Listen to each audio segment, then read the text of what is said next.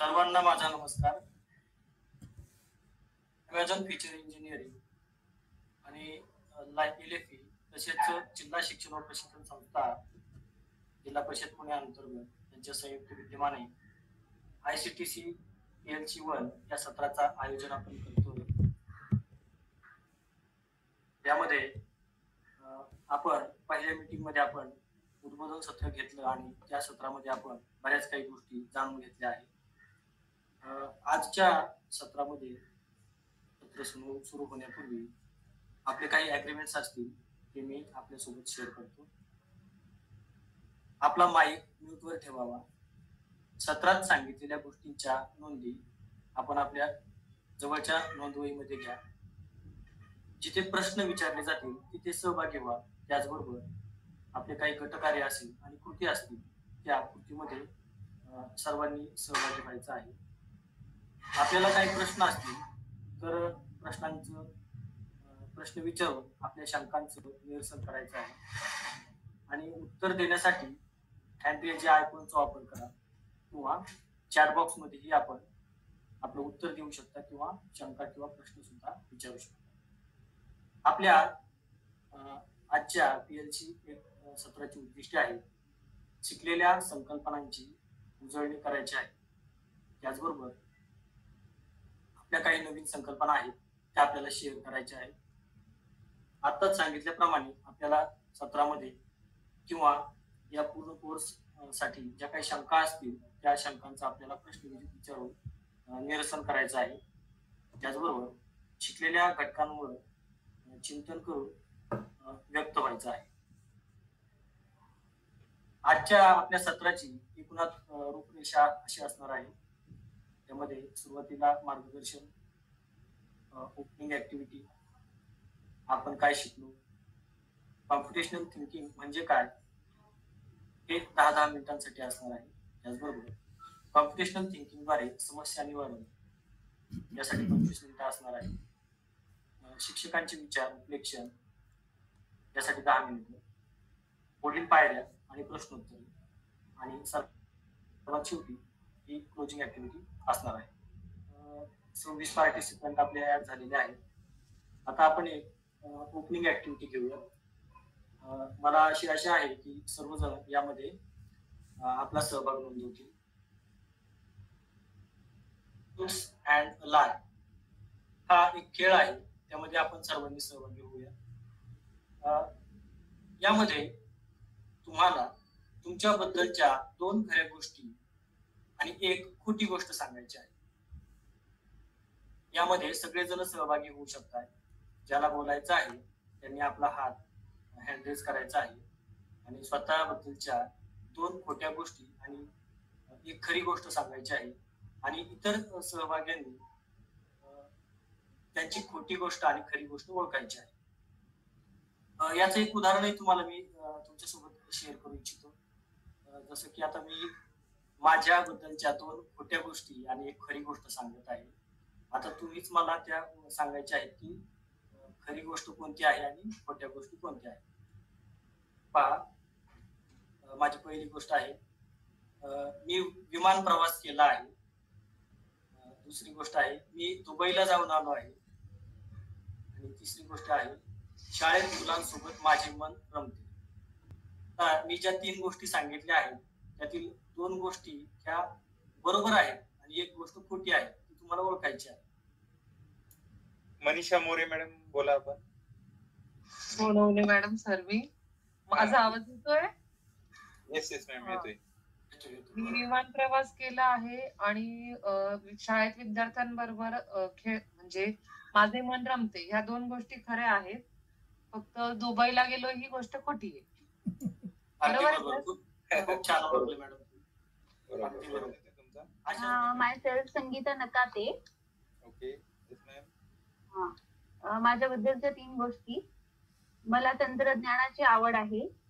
Okay. मी खूप आळशी आहे. ओके. आणि मला नवीन गोष्टी शिकायला आवडत नाही. बघा, मॅडमनी त्यांच्या 3 गोष्टी सांगितलेल्या आहेत. तांबोळी सरांनी देखील हात वरती केलाय. तर तांबोळी सर, आपण गेस करू शकाल का की मॅडमनी सांगितलेल्या 3 गोष्टींपैकी कोणत्या दोन गोष्टी खऱ्या असतील आणि कोणती एक गोष्ट खोटी असेल? तांबोळी सर अनम्यूट करा आणि बोलू शकता. मी आळशी आहे ही खोटी गोष्ट आहे. ओके. मला नवीन नवीन गोष्टी शिकायला आवडत नाहीत ही पण खोटी गोष्ट आहे. मॅडम स्पष्टीकरण द्या थोडस. येस सर, ऍक्च्युली राईट आहे. मला तंत्रज्ञानाची आवड आहे ही गोष्ट खरी आहे, आणि गोष्टी शिकायला आवडत नाही आणि मी खूप आळशी आहे या दोन गोष्टी खोट्या आहेत. ओके. तर या ठिकाणी आपल्याला दोन खऱ्या गोष्टी सांगायच्या होत्या आणि एक खोटी गोष्ट सांगायची होती. तर तुम्ही दोन खोट्या गोष्टी सांगितल्या आणि एक खरी गोष्ट सांगितली. अच्छा, ओके, नो प्रॉब्लेम.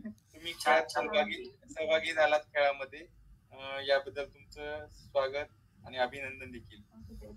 आणखीन एका आपण पार्टिसिपेंट या ठिकाणी घेऊया. तर रुपाली पाठक मॅडम आहेत, त्या हँड रेस केलेला आहे त्यांनी, आणि घुमे सर पण आहेत. तर दोघांपैकी एकाने कोणीही अनम्यूट होऊन बोलू शकता. ओके, मी रुपाली पाठक. मी माझ्या 3 गोष्टी सांगते. मला टीचिंग आवडते, मला डान्स करता येतो, मला पोहता येते. मला वाटतं मग टीचिंग आणि मॅडम दुसरं म्हटल्या ते खरे, आणि मला वाटतं पोहायला येतं नाही खोटे. हो सर, बरोबर आहे. दोघांचेही धन्यवाद. यामध्ये आपण कम्प्युटेशनल थिंकिंग म्हणजे काय, कम्प्युटेशनल थिंकिंगचे 4 स्तंभ आणि कम्प्युटेशनल थिंकिंगद्वारे समस्या निवारण कशा पद्धतीने करायचं आहे ते पाहूया. Next slide. कम्प्युटेशनल थिंकिंगद्वारे समस्या निवारण. आपल्या दैनंदिन जीवनामध्ये ज्या काही समस्या आपल्याला येतात त्या समस्या निवारण करण्यासाठी कम्प्युटेशनल थिंकिंगचे जे काही 4 स्तंभ आहेत त्याचा वापर करून आपल्याला त्या समस्यांचं निवारण करायचं आहे. तर सुरुवातीला कम्प्युटेशनल थिंकिंग म्हणजे काय हे आपण पाहूया. कम्प्युटेशनल थिंकिंग ही समस्या निवारण करण्याची एक पद्धत आहे ज्यामध्ये समस्येची मांडणी करून संगणक, मानव किंवा यंत्र यांचा प्रभावी वापर करून समस्या सोडवतात. विद्यार्थ्यांमध्ये 21व्या शतकातील कौशल्य विकसित होण्यासाठी कम्प्युटेशनल थिंकिंग या पद्धतीचा वापर जगभरात केला जातो. आता जो आपण नॅशनल करिक्युलम फ्रेमवर्क पाहत असतो त्यामध्ये सुद्धा याचा उपयोग केलेला आहे आणि अभ्यासक्रमात हे समाविष्ट केलेला आहे. नेक्स्ट. कम्प्युटेशनल थिंकिंगचे 4 स्तंभ आहेत. त्याच्यामध्ये डिकम्पोजिशन, पॅटर्न रिकग्निशन, ऍब्स्ट्रॅक्शन आणि अल्गोरिदम अशा प्रकारचे 4 स्तंभ आपल्याला कम्प्युटेशनल थिंकिंग मध्ये पाहायला मिळतात आणि याचा वापर करूनच आपल्याला समस्या निवारण करायचं आहे. यामध्ये सर्वात पहिली पायरी म्हणजे डिकम्पोजिशन. यामध्ये आपण एक पिझ्झाचं उदाहरण पाहणार आहोत. डिकम्पोजिशन म्हणजे काय, तर या प्रक्रियेमध्ये समस्येचं छोट्या छोट्या भागात विभाजन करून ती समस्या समजून घेतली जाते. या प्रक्रियेमुळे समस्येच्या प्रत्येक भागावर स्वतंत्रपणे लक्ष केंद्रित करता येते आणि त्याचे निराकरण अधिक सोपे होते. आता या ठिकाणी एक आपण उदाहरण पाहूया. पिझ्झा तयार करण्यासाठी त्याचे छोट्या छोट्या तुकड्यांमध्ये विभाजन केल्याने त्यातील घटक समजून घेण्यास मदत होते. पिझ्झाचे काही घटक असतात, त्यामध्ये पिझ्झा बेस, काही व्हेजिटेबल्स असतील, कांदा, ढोबळी, मशरूम, टोमॅटो किंवा आणखी त्याचे घटक सॉस, चीज यांचे आपण डिकम्पोजिशन आपल्याला करायचं आहे. म्हणजे समस्या जी आहे आपल्याला त्याचे थोड्या छोट्या छोट्या भागामध्ये विभाजन करून घ्यायचं आहे. ही आपली कम्प्युटेशनल थिंकिंगची पहिली पायरी आहे. त्यानंतर कम्प्युटेशनल थिंकिंगची दुसरी पायरी आहे पॅटर्न रिकग्निशन. यामध्ये आपल्याला समस्या समजून घेतल्यावर मिळालेली माहिती पॅटर्न मध्ये बघायची आहे आणि त्याचे साम्य आपल्याला ओळखायचं आहे. पॅटर्न रिकग्निशन मुळे समस्येचे सामान्य समाधान शोधणे सोपे होते. यामध्ये आपल्याला कोणत्या प्रकारचा पिझ्झा आपल्याला बनवायचा आहे, त्याचा पॅटर्न कोणता असावा, अशा प्रकारे आपल्याला पॅटर्न आपल्याला ओळखता आला पाहिजे. ही कॉम्प्युटेशनल थिंकिंगची दुसरी पायरी आहे. यानंतर ऍब्स्ट्रॅक्शन. ऍब्स्ट्रॅक्शन म्हणजे समस्येतील महत्वाच्या मुद्द्यांवर लक्ष केंद्रित करणे आणि अनावश्यक तपशील सोडून देणे. यामुळे एखाद्या प्रक्रियेतील मूळ गोष्टी ओळखणे आणि त्यावर काम करणे सोपे जाते. आता आपल्याला पिझ्झा कोणता बनवायचा आहे आणि व्हेज किंवा नॉन व्हेज किंवा आणखी कोणत्या प्रकारचे पिझ्झे बनवायचे आहे, त्याचा आपण महत्वाच्या मुद्द्यांवरच आपण लक्ष केंद्रित करून इतर ज्या अनावश्यक गोष्टी असतील त्या आपण वगळायच्या असतात. ही कॉम्प्युटेशनल थिंकिंगची तिसरी पायरी आहे, ऍब्स्ट्रॅक्शन. नेक्स्ट, त्यानंतर अल्गोरिदम. अल्गोरिदम म्हणजे एखादी समस्या स्टेप बाय स्टेप सोडवण्यासाठी वापरण्यात आलेल्या सूचनांचा संच वापरून समस्या सोडवणे संगणकाच्या दृष्टीतून सोपे आणि स्पष्ट होते. अशा प्रकारे सूचनांचा क्रम वापरून समस्या सोडवण्याची पद्धत म्हणजेच अल्गोरिदम. या अल्गोरिदमचा वापर करून आपण योग्य पद्धतीनं आपलं काम करू शकतो आणि आपल्या समस्येचं निवारण करू शकतो. अल्गोरिदम ही आपल्या कॉम्प्युटेशनल थिंकिंगची सर्वात शेवटी चौथी पायरी आहे. अशा प्रकारे आपण कॉम्प्युटेशनल थिंकिंगचे 4 स्तंभ पाहिले आहेत. एका पिझ्झाचं उदाहरण घेऊन आपण हे 4 स्तंभ आपण पाहिलेले आहेत. दैनंदिन जीवनात अशी आणखी बरीच उदाहरणे आहेत जी सोडवण्यासाठी आपण कॉम्प्युटेशनल थिंकिंग चा वापर करून समस्या निवारण करू शकतो. मी आशा करतो की कॉम्प्युटेशनल थिंकिंग म्हणजे काय, त्याचे 4 स्तंभ आणि त्याद्वारे समस्या निवारण कशा प्रकारे करायचे हे आपण समजून घेतलं आहे. आता यानंतर श्री मोहन सरांना विनंती करतो की त्यांनी पुढील मार्गदर्शन करावे. धन्यवाद सर. किरण सरांनी आपल्याला कॉम्प्युटेशनल थिंकिंग याद्वारे आपण समस्या निवारण कशी करावी यासाठी एक सुंदर उदाहरण घेऊन माहिती दिलेली आहे. आणि हे करत असताना सरांनी आपल्याला एक समस्या निवारण करण्यासाठीच्या काही पायऱ्या देखील सांगितलेल्या आहेत. पायऱ्या म्हणजे त्याचे एक 4 स्तंभ आहेत ज्याच्यावर आधारित आपण ही समस्या सोडवणार आहोत. तर त्यामध्ये कोणते 4 स्तंभ सांगितले तर डिकम्पोजिशन, पॅटर्न रेकग्नायझेशन, ॲब्स्ट्रॅक्शन आणि अल्गोरिदम. तर अशा स्तंभांच्या आधारे आपण दैनंदिन जीवनातील विविध उदाहरणं प्रत्येक समस्या सोडवण्याचा विचार करू शकतो. आणि या पद्धतीने जर आपण समस्या सोडवण्याचा प्रयत्न केला तर आपण त्यामध्ये लगेच यशस्वी देखील होऊ शकतो, मग ती कोणतीही समस्या असो. अगदी आपण सकाळी उठल्यानंतर विद्यार्थ्यांच्या बाबतीत काय असू शकतं समस्या, तर त्यांना शाळेत जायचं असतं. तर मग त्या समस्येचं निवारण काय असू शकतं, तर डिकम्पोजिशनमध्ये आपण काय विचार करू शकतो, पॅटर्न रिकग्नायझेशनमध्ये काय विचार करू शकतो, ॲब्स्ट्रॅक्शनमध्ये काय विचार करू शकतो आणि अल्गोरिदममध्ये काय विचार करू शकतो. तर ती समस्या आपण या 4 स्तंभामध्ये आपण विभाजित केली तर आपल्याला त्याचं उत्तर किंवा ती समस्या निवारण होऊ शकते. तर सरांनी त्या संदर्भातलंच एक पिझ्झाचं उदाहरण घेतलं होतं. आता आपण आणखी एक उदाहरण घेऊयात की ज्या उदाहरणाचा वापर करून तुम्हाला ती समस्या सोडवता येते का ते आपण पाहणार आहोत. तर मला आशा आहे की सर्वांनी तुम्हाला जी समस्या दिली जाईल तर त्यासाठी तुम्हाला वही किंवा पेन लागणार आहे, तो तुम्ही सोबत नसेल तर घ्या. वही आणि पेनच्या मदतीने तुम्हाला स्क्रीनवर मी प्रश्न देखील दाखवणार आहे आणि तुम्हाला हा प्रश्न किंवा ही समस्या कॉम्प्युटेशनल थिंकिंगच्या मदतीने 4 स्तंभांचा वापर करून 4 स्तंभ जे तुम्हाला सांगितलेले त्या स्तंभांचा वापर करून ही समस्या तुम्हाला सोडवायची आहे. समस्या खूप छान आहे, सोपी आहे आणि तुम्हाला ती सहज सुटेल तर थोडासा विचार करायची संधी तुम्हाला या ठिकाणी मिळते. एक कॉम्प्युटेशनल थिंकिंग तुम्हाला करायला मिळते. तर आपण समस्या पाहूयात, समस्या काय आहे ती. समस्या दिसते. मी विनंती करतो की जर आपल्यापैकी सभासदांपैकी जे सहभागी झालेत त्यांच्यापैकी कोणीतरी एकाने हँड करून ही समस्या वाचून दाखवायची आहे. येस, कोकणे मॅडम आपण वाचू शकता. येस सर, नमस्ते. नमस्ते. एका फुलांचे दुकान आहे. त्या दुकानामध्ये खालील प्रकारचे फुले विक्रीसाठी उपलब्ध आहेत. 1 नंबर आहे गुलाब, 2 नंबरला आहे जास्वंद, 3 नंबरला आहे पारिजात आणि 4 नंबरला आहे मोगरा.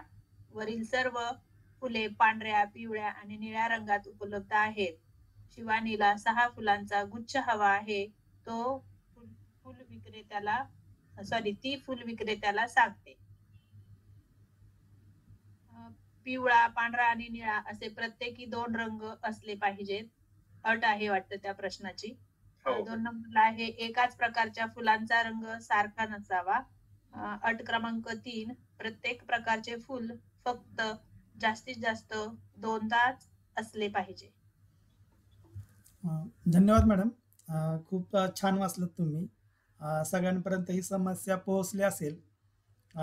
समस्या अशी आहे की एक फुलांचं दुकान आहे आणि त्याच्यामध्ये 4 प्रकारची फुलं आहेत आणि ही फुलं फक्त 3 रंगात उपलब्ध आहेत.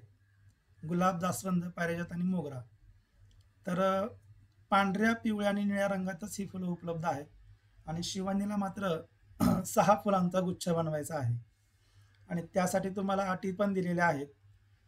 पिवळा, पांढरा आणि निळा असे प्रत्येकी 2 रंग असले पाहिजेत. पिवळा, पांढरा, निळा प्रत्येकी 2 रंग असले पाहिजेत. कमी असले तरी चालतील. म्हणजे ही अट इथं आपल्याला थोडी आपण शिथिल देखील आपण करू शकतो.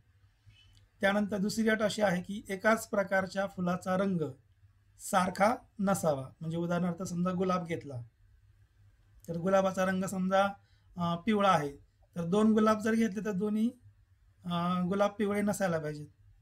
गुलाब मग एक निळा असेल किंवा एक निळा आणि दुसरा पांढरा असेल किंवा दुसरा अजून निळा रंग असेल. म्हणजे 2 गुलाब असतील तर रंग मात्र त्यांचा सेम नसेल आणि प्रत्येक प्रकारचे फूल फक्त जास्तीत जास्त 2दा असले पाहिजेत. मग असं होऊ शकणार नाही गुलाब घेतला तर तो पांढरा, पिवळा आणि निळा 3 प्रकारचे गुलाब घेतले असं होणार नाही. ते किती आपण घेऊ शकतो? फक्त 2दाच. म्हणजे 2 गुलाब जास्तीत जास्त असू शकतात. अशा प्रकारे इतर कुठलीही फुलं असतील तर ती पण 2च असू शकतील.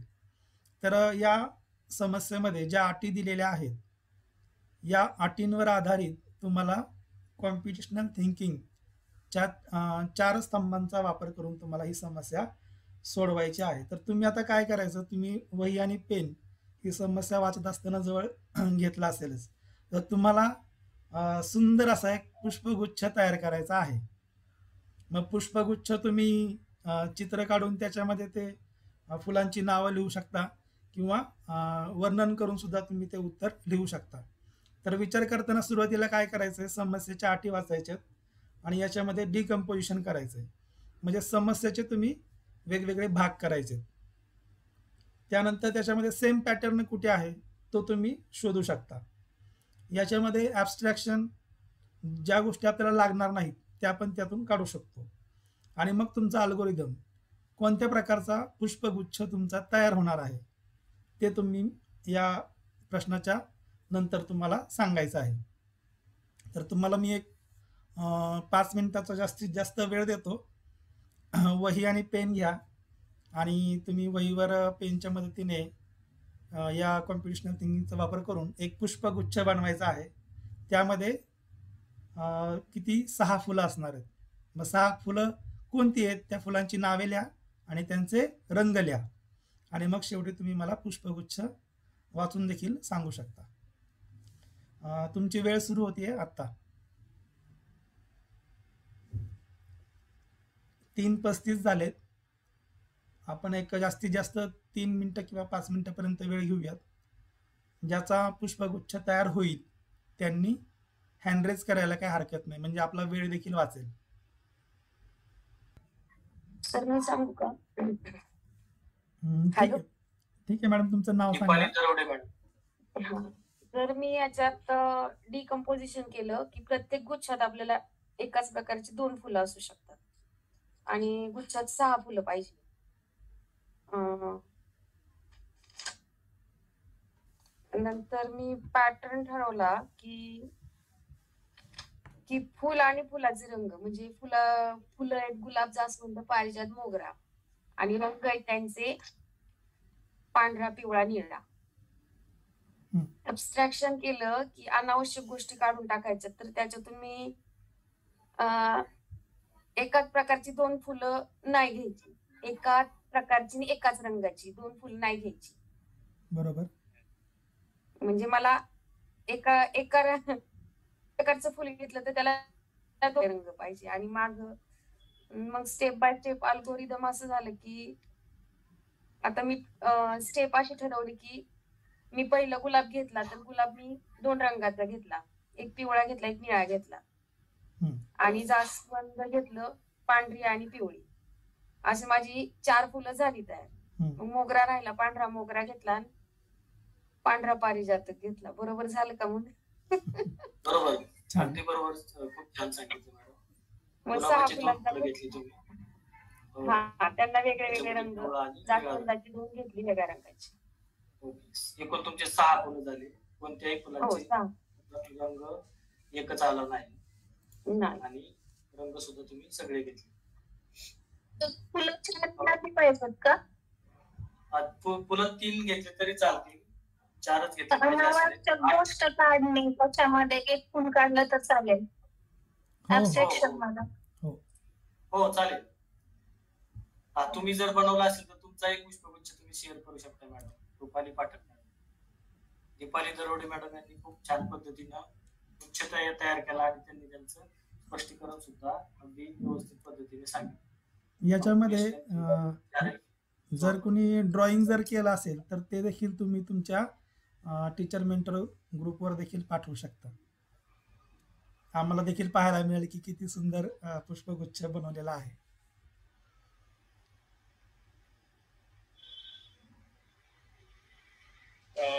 आणखी कोणी सहभाग नोंदवू इच्छित आहे का? त्यांनी हँड रेज करायचे किंवा अनम्यूट करू शकतात. यस, महेश कनसे सर, आपण बोला. महेश सर बोला आपण. माईक अनम्यूट करा सर. हा महेश सर, माईक अनम्यूट करा आणि बोला. Okay okay sir, okay. Yes yes. आता आपल्याच्यात 3 अटी आहेत. येलो, व्हाईट आणि ब्लू कलर पाहिजे आणि एकाच प्रकारचा फुलाचा रंग नसावा आणि प्रत्येक फुल 2दा असावे. बरोबर. मग त्या पद्धतीने पहिल्यांदा त्याचा पॅटर्न तयार केला. गुलाब 2 प्रकारचे घेतले, पिवळा आणि पांढरा. जास्वंद 2 प्रकारचे घेतले, निळा आणि पिवळा. आणि मोगरा आणि पारिजात असे पांढऱ्या रंगाचे 2 वेगवेगळी फुले घेतली आणि अशी 6 प्रकारच्या फुलांचा गुच्छ तयार केला. गुलाब, मोगरा, जास्वंद, गुलाब, पारिजात, जास्वंद. सर याच्यामध्ये एक फुल 2 कलर मध्ये आलं पाहिजे. हा, एक फुल 2 कलर गुलाब मध्ये पिवळा घेऊ आणि शकता. पांढरा. गुलाब पिवळा आणि पांढरा. हा. आणि जास्वंद निळा आणि पिवळा. हा. आणि मोगरा पांढरा आणि पारिजात पांढरा. मोगरा आणि पारिजातक 2 आले पाहिजे. मी एकच घेतलंय.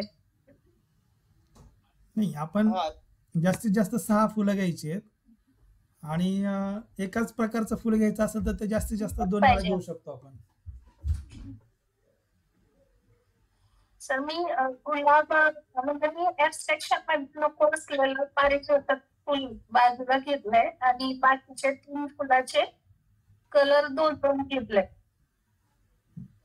मी ते थोडस ऍड करू इच्छितो. प्रत्येक प्रकारचं फुल हे जास्तीत जास्त 2दा असलं पाहिजे. कमीत कमी किती असावं अशी अट नाही आपल्याकडे. जास्तीत जास्त फक्त तुमच्या 2दाच वापरायचे. एकतर तुम्ही एखादं फुल स्किप करू शकता किंवा 2 फुलं एकदा वापरू शकता आणि 2 फुलं 2दा वापरू शकता. असं 4ही फुलांचा सहभाग घ्यायचा असेल तर आपण एक फुल एकदा वापरू शकतो. 3 फुलांचा सहभाग घ्यायचा असेल तर प्रत्येक फुल 2दा वापरता येईल. जास्तीत जास्त 2दा. कमीत कमी आपल्याला अट या ठिकाणी उपलब्ध नव्हती, त्यामुळे सर वापरू शकतात एक एक फुल, तसं काही अडचण नाही. ओके चालेल. म्हणजे माझं पण ते तयार केलेलं अल्गोरिदम बरोबर आहे का? असं बरोबर विचारायचं. आहे. Yes yes, 100%. तुम्ही बनवलेला अल्गोरिदम देखील बरोबर आहे आणि महेश सरांनी बनवलेला अल्गोरिदम पण बरोबर आहे. फक्त दोघांची विचार करण्याची जी पद्धत आहे ती थोडीशी वेगवेगळी आहे. उत्तर बरोबर आहे. मी ऍबस्ट्रॅक्शन मध्ये वापरलं, तू नको असलेलं काढणार. हा मग त्याच्यामध्ये मी ते एक फुल स्किप केलंय. बरं. बरोबर आहे, हे बरोबर. 3 तुला यूज केलं. हा. Okay, thank you sir. तांबोळी सरांचं हँड रेज. हा, तांबोळी तांबोळी सर. सर आपण आपलं व्यक्त करावं मत. हा सर, मी पिवळा निळा पांढरा असे 3 कॉलम केले आणि त्यामध्ये 2-2 फुलं टाकली. ओके. तर त्यामध्ये बसलं परफेक्टली, म्हणजे त्या पॅटर्न रिकग्निशन नुसार. अच्छा. गुच्छ कशा प्रकारचा तयार झाला सर, आपण सांगू शकता का? जास्वंद पारिजातक पिवळा, जास्वंद गुलाब निळा आणि गुलाब पारिजातक पांढरा असं केलं तर ते तिन्ही अटीला म्हणजे होते, बसते बरोबर. बरं. मोगरा काढला सर. नाही, मोगऱ्याची आवश्यकताच नाही म्हणून 3च घेतले. ओके, म्हणजे तुम्ही पण एक स्किप केलंय. हा, हे स्किप केले. हा पण खूप छान सर. तुम्ही जो डायग्राम तयार केलाय ना सर, तो शेअर करा. खूप छान. थँक्यू. सर्वांनी या ठिकाणी सक्रिय सहभाग घेतला त्याबद्दल सर्व शिक्षकांचे पुन्हा एकदा आभार. आता आपण पुढील सत्राकडे जाऊयात. एक मिनिट सर, एक मिनिट. खूप छान, सगळ्यांनी छान प्रकारे सहभाग घेतला आणि आपली उत्तर, आपले पुष्पगुच्छ आम्हाला सादर केले. आम्हालाही खूप आनंद झाला आणि आम्ही देखील इमॅजिन करतोय की तुमची उत्तरं जी सांगितली त्या प्रकारचा पुष्पगुच्छ कसा दिसेल. तर काही हरकत नाही, आपण या गटचर्चेनंतर पुष्पगुच्छ कशा प्रकारे असेल तर हे आपण चित्राच्या माध्यमातून देखील पाहू शकतो. तर तुम्ही थोडंसं या चित्राचं निरीक्षण करा आणि खालीलपैकी कोणते उत्तर बरोबर असेल तर ते तुम्ही मला सांगायचं आहे. तर आपण सुरुवातीला काय करूयात, ए म्हणजे पहिला जो पुष्पगुच्छ आपल्याला दिसत आहे तर तो बरोबर आहे का मला सांगायचं आहे. नाही, नाही का बरं, काय कारण असू शकतं? 3 पांढरे फुलं झाले येस येस, म्हणजे पहिलं आपलं उत्तर असणार नाही, कारण त्या ठिकाणी पांढरा रंग 3दा आलेला आहे. तर आपल्याला जास्तीत जास्त रंग 2दाच घेऊ शकतो आपण तो. तर आता बी, दुसरं जे चित्र आहे ते आपलं उत्तर असू शकेल का, बघा बरं. नाही, याचं कारण काय असेल? गुलाब 3 वेळा आलाय, म्हणजे हा देखील आपला पुष्पगुच्छ नसणार आहे. पुढचं उत्तर सी पहा बरं. एकच फुल डबल झालंय. येस, पिवळ्या कलरचं. एकाच रंगाचं फुल 2दा आलंय, म्हणजे आपल्या अटीमध्ये हे पण पुष्पगुच्छ बसत नाही. डी पहा बरं. बरोबर. बसतात. बरोबर आहे का डी? एकच दिसतोय सर. हा गुलाब एकच आहे. हा, बरोबर आहे ना. मग आपण जास्तीत जास्त गुलाब 2दा घेऊ शकतो, पण आपल्याला कमीत कमी आपण एक पण घेऊ शकतो कमीत एक वेळा घेऊ शकतो. बरोबर. आणि जास्तीत जास्त तो सुंदर दिसावा म्हणून मी सगळ्या प्रकारची फुलं त्याच्यामध्ये टाकली आहेत. जसं की मागाशी एका उदाहरणामध्ये सरांनी मोगरा घेतला नव्हता. इथे सर्व प्रकारची फुलं वापरून छान झालंय. सर्व प्रकारची फुले आहेत, सर्व प्रकारचे रंग आहेत. हा, रंगसंगती छान आहे. म्हणजे आपलं डी हे उत्तर आपलं बरोबर असणार आहे. तर याच्यामध्ये तुम्ही काय काय विचार केला हा पुष्पगुच्छ तयार करताना? तर डिकम्पोजिशन मध्ये तुम्ही काय विचार केला असेल तर आपण प्रथम प्रश्नाचे काय केले, भाग केले. तर भाग कसे केले? फुलांचे प्रकार कोणकोणते आहेत त्यांचे रंग जाणून घेतले. शिवानीच्या अटी काय आहेत हे देखील आपण समजून घेतलं असेल आणि गुच्छ कसा तयार करायचा याचा देखील तुम्ही विचार केला असेल. मग हे सगळं डिकम्पोजिशन मध्ये येऊ शकतं. त्यानंतर पॅटर्न रेकग्नायझेशन, दिलेल्या 3 अटींवर आधारित काही नियम ओळखले. जसं की गुच्छामध्ये पिवळा, पांढरा आणि निळा असे प्रत्येकी 2 रंग असायला हवेत. एकाच प्रकारचे फूल 2 रंगात आपण जास्तीत जास्त घेऊ शकतो आणि प्रत्येक प्रकारचं फूल फक्त 2 वेळाच, कमीत कमी आपण 1 वेळा पण घेऊ शकतो, पण 2 पेक्षा जास्त वेळा आपण घेऊ शकणार नाही. हे आपला पॅटर्न ठरलेला असणार आहे. त्याच्यामध्ये ॲब्स्ट्रॅक्शन म्हणजे कोणत्या गोष्टी आपण सोडून देणार गुच्छ तयार करण्यासाठी. फुलांच्या प्रकारांमध्ये रंग कसे विभागायचे हे आपण ठरवूयात. फुलांचा प्रकार आणि रंग यांचा योग्य समतोल साधून त्याच्या अटी पूर्ण होतील याच्याकडे आपण लक्ष देणार आहोत. म्हणजे अटींकडे आपलं लक्ष राहील. इतर काय काही जास्त फुलं आहेत का किंवा जास्त फुलं घ्यायची आहेत का या गोष्टी आपण त्याच्यातनं वगळणार आहोत, त्या सोडून देणार आहोत. म्हणजे अटींवर आपलं पूर्ण लक्ष असेल, इतर गोष्टी अनावश्यक गोष्टी आपण सोडून देणार. उदाहरणामध्ये गुलाब आणि जास्वंद निळ्या आणि पांढऱ्या रंगामध्ये निवडलाय, तर पारिजात आणि मोगरा पिवळ्या आणि निळ्या रंगामध्ये निवडलेला आहे. याच्यामध्ये अल्गोरिदम काय असेल, गुच्छ तयार करण्यासाठी एक क्रमानुसार आपण एक योजना बनवली. गुलाब पांढरा आणि निळा घेतला, जास्वंद पिवळा आणि पांढरा घेतला, पारिजात निळा आणि पिवळा घेतला आणि शेवटी आपला गुच्छ तयार झाला.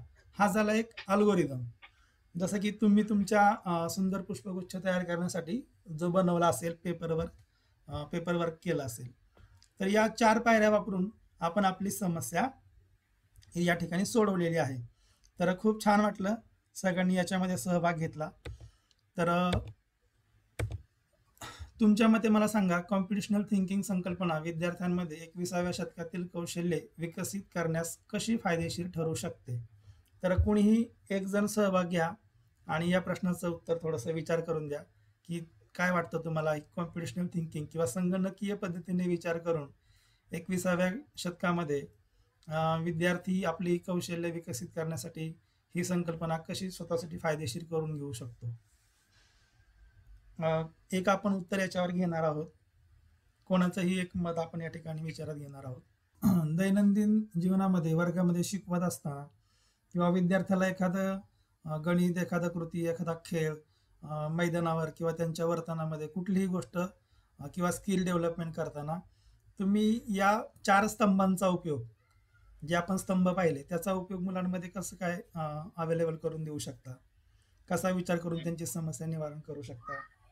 संगीता मॅडम आपण बोला, आपण हात वरती गेलो. ऍक्च्युली सर आता आपण ओव्हरऑल जर विचार केला तर आपण आता जे हे माहिती संप्रेषण आणि तंत्रज्ञानाचा योग आहे असं म्हणतो आपण. जेव्हा आपण प्रत्यक्षामध्ये वर्गामध्ये अध्यापन करत असतो तेव्हा बऱ्याचदा 80% अध्यापन आपले हे खडू फळा आणि पुस्तक याच्यावर डिपेंड असतं. म्हणजे बऱ्याच ठिकाणी आता आपण पाहिलं आपल्या प्रायमरीच्या शाळा जरी बघितल्या तर बऱ्याच ठिकाणी तंत्रज्ञानाचे साहित्य अवेलेबल नसल्यामुळे पुरेशा प्रमाणात बऱ्याचदा असं होतं की विद्यार्थ्यांना आपल्याला ह्या थिंकिंग पर्यंत आणण्यासाठी कुठेतरी मर्यादा येतात. मग अशा वेळेस जर आपण सगळ्याच विषयात अध्यापन करत असताना, मराठी असो, गणित असो किंवा विद्यार्थ्यांना खेळ शिकवत असताना ह्या टप्प्यामध्ये जर त्या कृती बसवल्या तर विद्यार्थ्यांना म्हणजे कुठल्याही साधनांचा उपयोग न करता सुद्धा आपण कम्प्युटेशनल थिंकिंगची ओळख करून देऊ शकतो. आणि जर समजा आता प्रायमरी स्टेजला जर विद्यार्थ्यांना ह्या गोष्टींची सवय लागली की प्रत्येक समस्या ही टप्प्याटप्प्याने सोडवण्याची, तर ती सवय पुढे चालून त्यांना म्हणजे त्यांच्या पुढच्या जे करिअर आहे आपण म्हणतो त्या करिअरमध्ये त्यांना खूप जास्त फायदेशीर ठरणार आहे. कारण आपण भविष्याचा जर विचार केला तर आपल्याला असं दिसून येते की प्रत्येक ठिकाणी स्पर्धा आहे आणि त्या स्पर्धेमध्ये टिकून राहण्यासाठी तुमच्याकडे स्पेशल काय आहे हे आपल्याला सिद्ध करणं फार गरजेचं होतं. म्हणजे जेव्हा आपण भविष्यात जेव्हा मुलं स्वतःच्या पायावर उभी राहतील किंवा त्यांचं एखादं क्षेत्र निवडतील त्या क्षेत्रामध्ये ते स्वतः कसे वेगळे आहेत इतरांपेक्षा हे प्रूव्ह करण्यासाठी सुद्धा ह्याचा त्यांना उपयोग होईल. आणि म्हणजे सगळ्यात महत्वाची गोष्ट म्हणजे आता सध्या जे आपण बघतोय की खूप जास्त स्ट्रेस आहे मुलांना, म्हणजे विषय पण भरपूर जास्त आहेत, अध्यापनाच्या अध्ययनाच्या कक्षा पण खूप वाढल्यात, बरेचशा स्पर्धा परीक्षा असतात, बऱ्याच गोष्टी असतात आणि पालकांची पण अशी अपेक्षा असते की माझ्या मुलांनी सगळंच केलं पाहिजे. मग ह्या गोष्टी आहेत, ह्या ज्या समस्या आहेत त्या समस्याकडे सुद्धा जर विद्यार्थ्यांना किंवा त्या पालकांना मला का आपण स्वतः सुद्धा ह्या समस्याकडे जर ह्या कॉम्प्युटेशनल थिंकिंगच्या स्वरूपात जर पाहिलं तर विद्यार्थ्यांना ह्याच्यातून जे त्यांना आवश्यक काय आहे किंवा त्यांच्याकडे कुठली हे आहे कौशल्य आहे की त्याच्यावरून ते पुढे जाऊ शकतात, तर ह्या गोष्टी जे सॉर्ट आउट करण्यासाठी ह्या कॉम्प्युटेशनल थिंकिंगचा विद्यार्थ्यांना उपयोग होऊ शकतो. आणि आता म्हणजे आपले 4थी पर्यंतचा विचार केला मुलांच्या याच्यामध्ये जर शाब्दिक उदाहरणे आपण पाहिली तसं मुलांना शाब्दिक उदाहरणे लक्षात येत नाहीत कारण त्यांना टप्प्याटप्प्याने विचार करण्याची सवय नसते, ते पटकन वाचतात आणि गोंधळून जातात. मग ही जी कम्प्युटेशनल थिंकिंगची सवय जर आपण सुरुवातीपासून ठेवली तर विद्यार्थी टप्प्याटप्प्याने विचार करेल आणि त्याला म्हणजे आकलन त्याचं सुधारेल. आकलन झाल्यामुळे त्या समस्या सोडवण्यास त्याला मदत होईल.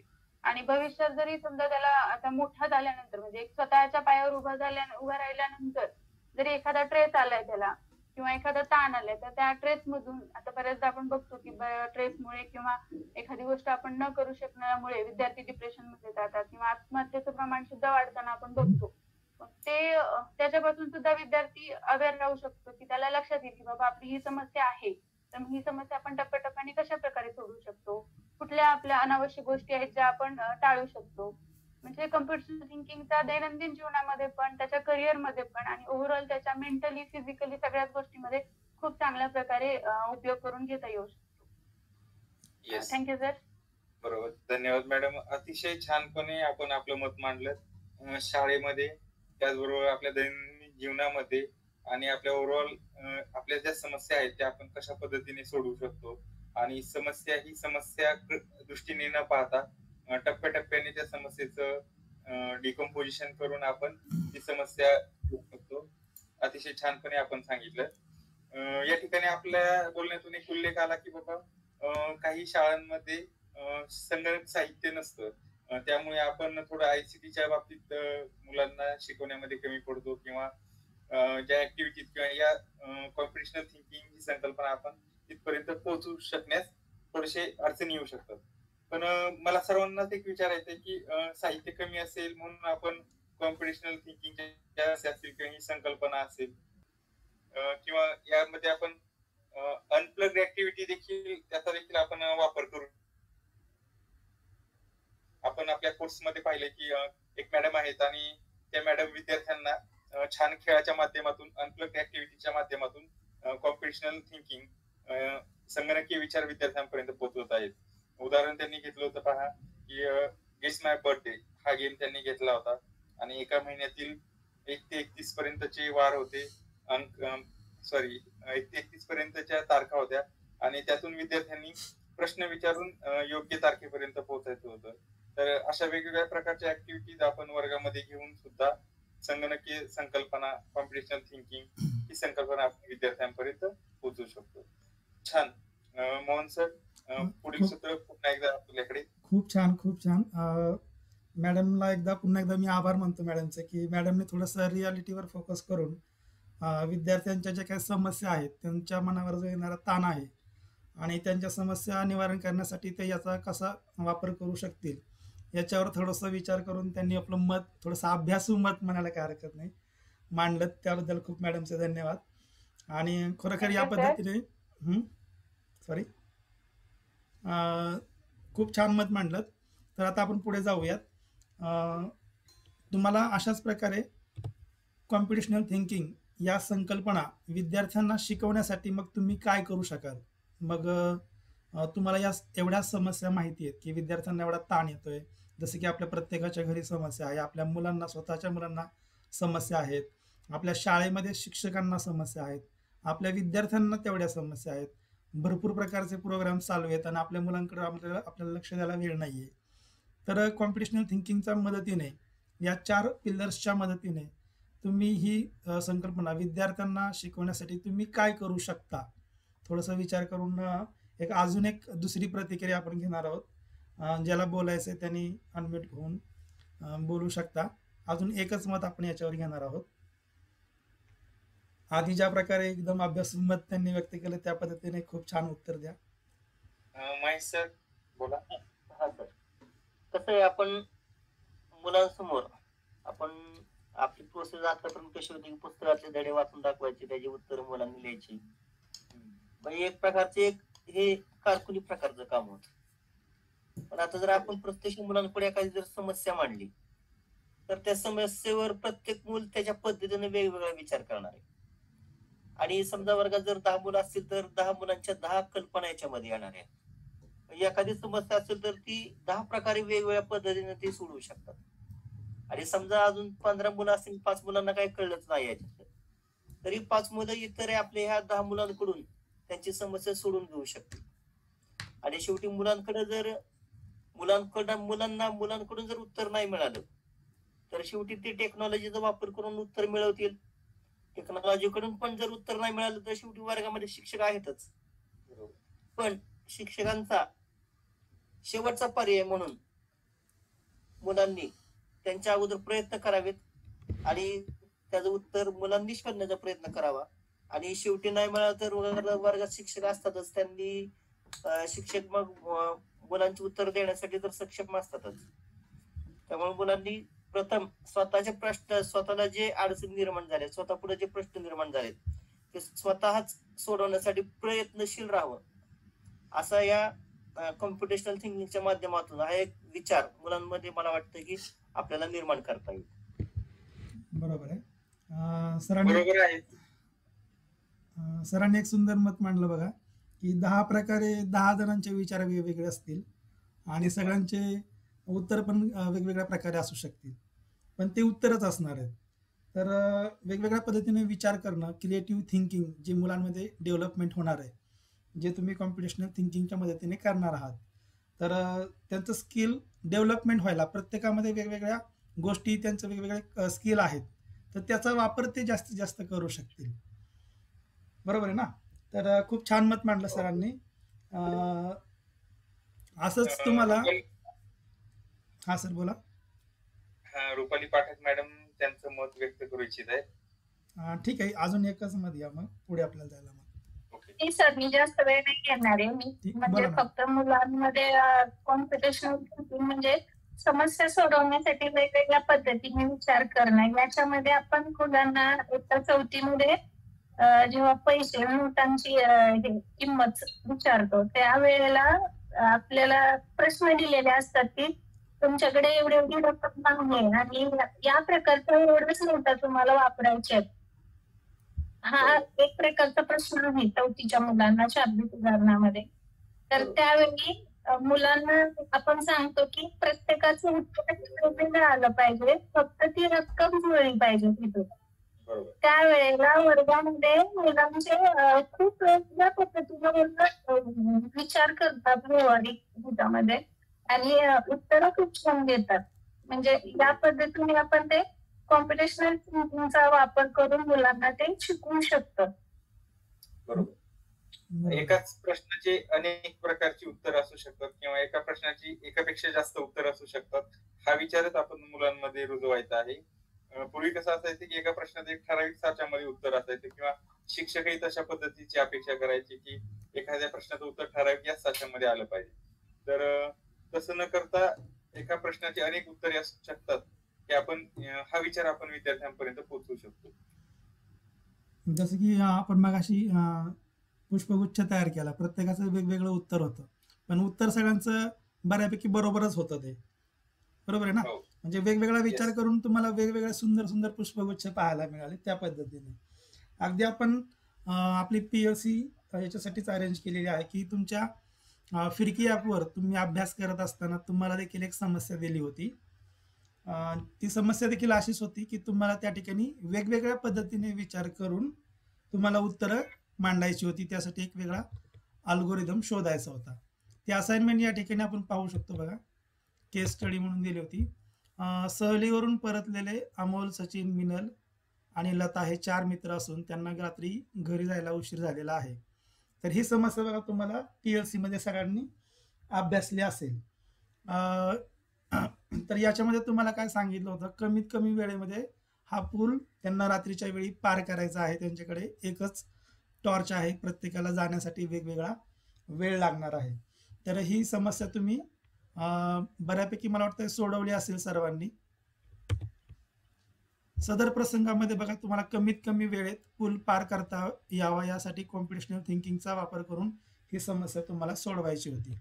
आणि याच्यामध्ये तुम्हाला एक अल्गोरिदम तयार करायचा होता की तो पूल कशा प्रकारे ते पास करतील, पहिल्यांदा कोण जाईल किंवा सोबत कोण जाईल, आणि ते तुम्हाला एका वर्ड फाईलमध्ये लिहून किंवा PDF तयार करून किंवा अगदी हाताने जरी लिहून तुम्ही तयार केलं असेल तर तुम्ही ते अपलोड करू शकता असं त्या ठिकाणी सांगितलं होतं.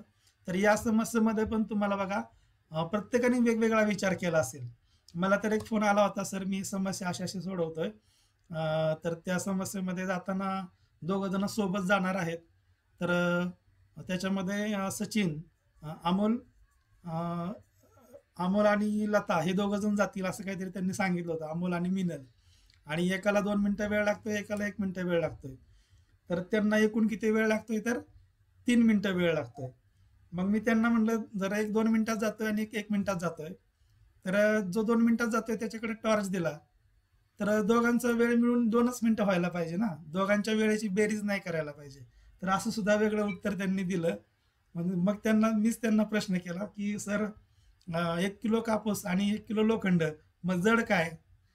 तर नंतर तेच हसायला लागले पुन्हा की दोन्ही वजनाने सेम असल्यावर दोन्ही जडच आहेत. तर आपल्याला या ठिकाणी वेगवेगळ्या पद्धतीने विचार करणारेच क्रिएटिव्ह माइंड पाहिजेत. तर या प्रश्नावर तुम्ही जर कोणी असाइनमेंट किंवा अल्गोरिदम तयार केला असेल तर याच्यावर एक जणांना कुणाला तरी बोलायची संधी आहे. यानंतर आपण पुढच्या सत्राकडे वळणार आहोत. तर या असाइनमेंटवर ज्यांनी काम केलंय त्यांनी आपलं एक मत व्यक्त करावं.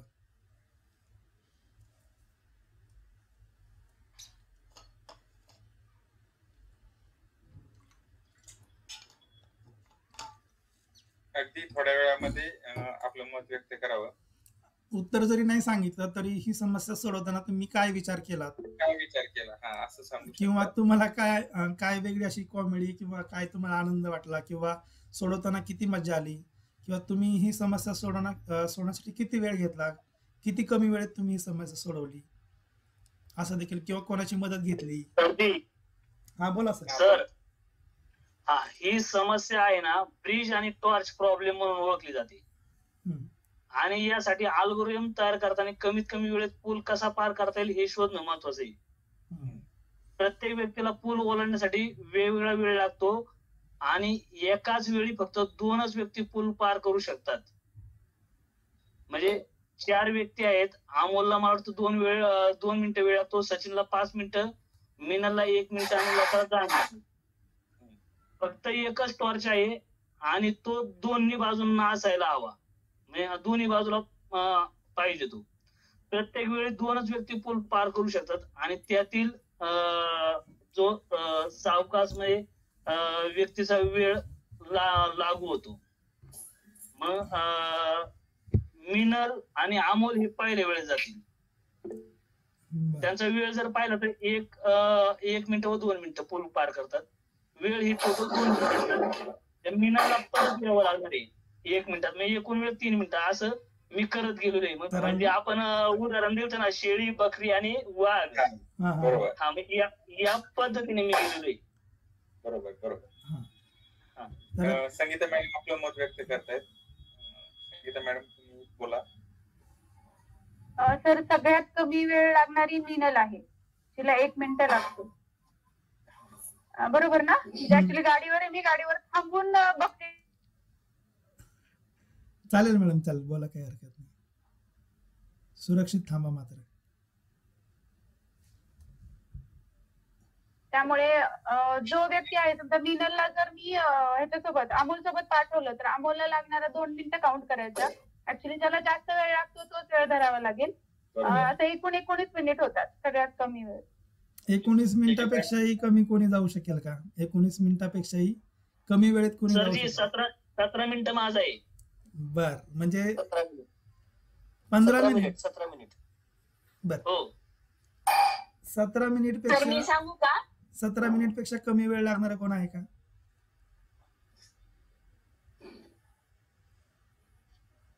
ठीक आहे मॅडम, बोला तुम्ही. नाही, 17 मिनिटच लागतात.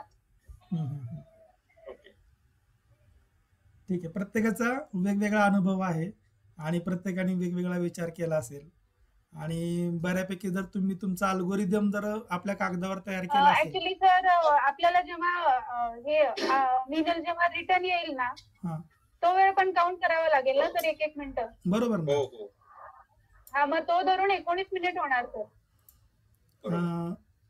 अमोल आणि मिनल, अमोलला जायला 2 मिनिटं लागतात आणि मिनलला 1 मिनिट लागतो, बरोबर? मग दोघं जास्तीत जास्त 2 मिनिटात पोहोचतील ना? तर आता समोर आपण आकडे पाहतोय ना, आता जर सगळ्या मिनिटांची बेरीज केली आपण 10, 5 आणि 2, ते होतात 17. आणि मिनल 2 वेळा जेव्हा जाणार आहे रिटर्न, मिळून 2 मिनिटं, म्हणजे आजचं तोंडी पण आपण पटकन उत्तर काढू शकतो. 19 मिनिटापेक्षा कमी वेळ लागेल असं मला वाटत नाही. ठीक आहे, काय हरकत नाही. या ठिकाणी तर तर 17 मिनिटात होऊ शकतं ना, 17 मिनिटात जाऊ शकतात ते. बरोबर आहे. मी सांगू का कसं का उत्तर एक्सप्लेन नाही करायचं? नाही, सांगा सांगा. तुम्हाला अल्गोरिदम प्रत्येकाचा वेगळा असणार आहे. यायचा वेळ काउंट करायला पाहिजे ना. हो, तर यायचा वेळ पण काउंट केल्यानंतर तरी 17 मिनिटं लागतात. 10 आणि 5 15 आणि 2 17 मिनिटं तर तिघांना जायला लागणार आहे. यायचा वेळ 2 मिनिटं. नाही, ऐका आता सगळ्यात आधी आहे ना, अमोलला 2 मिनिटं लागतात, सचिनला 5 मिनिटं, मीनलला 1 मिनिट आणि लताला 10 मिनिटं लागतात. तर सगळ्यात आधी आहे ना, अमोल आणि मीनल जाणार 2 आणि 1 मिनिट झाले. 2 मिनिटात ते पोहोचणार पुलाच्या पलीकडं आणि मग मीनल परत 1 मिनिटात रिटर्न येणार. 3 मिनिटं झाली. आणि त्याच्यानंतर आहे ना सचिन आणि लता जाणार 5 मिनिटं आणि 10 मिनिटं, म्हणजे त्यांना 10 मिनिटं लागले. एकूण झाले 10 आणि 3. मीनल टॉर्च घेऊन पुढे गेलीये, तिला टॉर्च द्यावी लागेल ना येऊन. हा, ती येणार ना मीनल जेव्हा रिटर्न येणार आहे ना तेव्हा 3 मिनिटं होणार आहे. कारण अमोल, ऐका ना मॅडम, तुम्ही एक्सप्लेन, तुम्ही कागदावरती लिहून घ्या. अमोलानी जेव्हा मीनल जाणार तेव्हा त्यांना 2 मिनिटं लागणार. मीनलचे कसे काउंट करता? मीनल तर 1 मिनिटात जाणार ना, मग ते दोघं एकत्र गेल्यानंतर जास्तीचा जो वेळ आहे 2 मिनिटे, 2 मिनिटात ते पुलाच्या पलीकडे जाणार, ते 2 मिनिटं. आणि जेव्हा मीनल रिटर्न येणार तेव्हा 1 मिनिट, म्हणजे हे झाले 3 मिनिटं. आता मीनलकडे टॉर्च आहे, ती काय करणार? लता आणि सचिनला देणार. दोघांची मिनिटं किती झालेत? सचिन आणि लताला सचिनला 5 मिनिटे आणि लताला 10 मिनिटे लागतात. मग ते दोघं 10 मिनिटात पूल पार करणार पलीकडं. 10 झाले, बरोबर. 13 मिनिट झालं. 10 आणि 3 किती झाले? 13 मिनिटं झाली. त्याच्यानंतर आपल्या पुलाच्या पलीकडे अमोल थांबलाय, मग अमोलला टॉर्च देणार ते लता आणि सचिन, आणि अमोल ती टॉर्च घेऊन येणार, रिटर्न मीनलकडे येणार. त्याला 2 मिनिटं लागणार. 10 आणि 3 13 आणि परत अमोलचे 2 मिनिटं, 15 मिनिटं झाली. आणि 15 मिनिटं झाल्यानंतर ते आता अमोल आणि मीनल रिटर्न पूल पार करणार टॉर्च घेऊन. म्हणजे अमोल आणि मीनलचे परत 2 मिनिटं, म्हणजे 15 आणि 2 मिनिटं 17 मिनिटं. 17 मिनिटात ते पूल पार करू शकतात कमीत कमी वेळ. ओके, एक्सलंट, म्हणजे खूप भारी होतंय. मलाही खूप छान.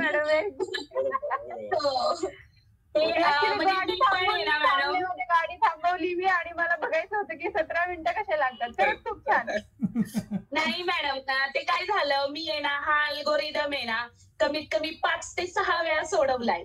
10 मिनिटं, 5 मिनिटं, म्हणजे कमीत कमी किती वेळ लागू शकतो. पण आपण जेव्हा सगळ्यांचे काउंट केले ना, जाणं आणि येणं, तर कमीत कमी 17 मिनिटं लागतात. खूप छान, खूप छान, खूप मजा आली. या ठिकाणी आपल्याला हेच जाणून येते की प्रश्न एक आहेत पण उत्तरं अनेक येऊ शकतात. आणि आतापर्यंत आपण सर्वजण 19 मिनिटं तुम्ही बरोबर आहात असंच बोलत होतात. तर एक नवीन शोध लागला की 17 मिनिट बरोबर आहे. खूप छान. छान. सहभागी पुन्हा एकदा बरोबर आहे का? ऐका, आपल्याला नंतरच समजेल बरं का. या ठिकाणी आपण उत्तर एक्सपोज केला असा विषय नाहीये. याच्यामध्ये उत्तरामध्ये तुमचं काय अपेक्षित आहे, तर अल्गोरिदम तुम्ही जो ज्या पद्धतीने ते मांडलंय ते महत्वाचं आहे. आणि शेवट मग तुमचा कमीत कमी वेळ किती आहे, अल्गोरिदम बरोबर असेल आणि कमी वेळ लागलेला असेल तर ते उत्तर बरोबर ग्राह्य धरलेलं असणार आहे. आता आपण इथं सांगितलंय की चर्चा केलेली आहे आपण एक थोडक्यात, तर याच्यामध्ये वेगवेगळी उत्तर आपल्याला ऐकायला मिळली. आता मला एक अजून विचारायचं आहे की 17 मिनिट आणि 19 मिनिट, पण 19 मिनिटापेक्षाही जास्त मिनिट असे कोणाचे निघालेले आहेत का? तर मला एक उत्तर आलं होतं मागे, माझे सर 25 मिनिटं लागतात ते. तर आपल्यापैकी कोणी असं आहे का की 25 मिनिटापेक्षा जास्त वेळ किंवा 19 17 सोडून दुसरं काही उत्तर?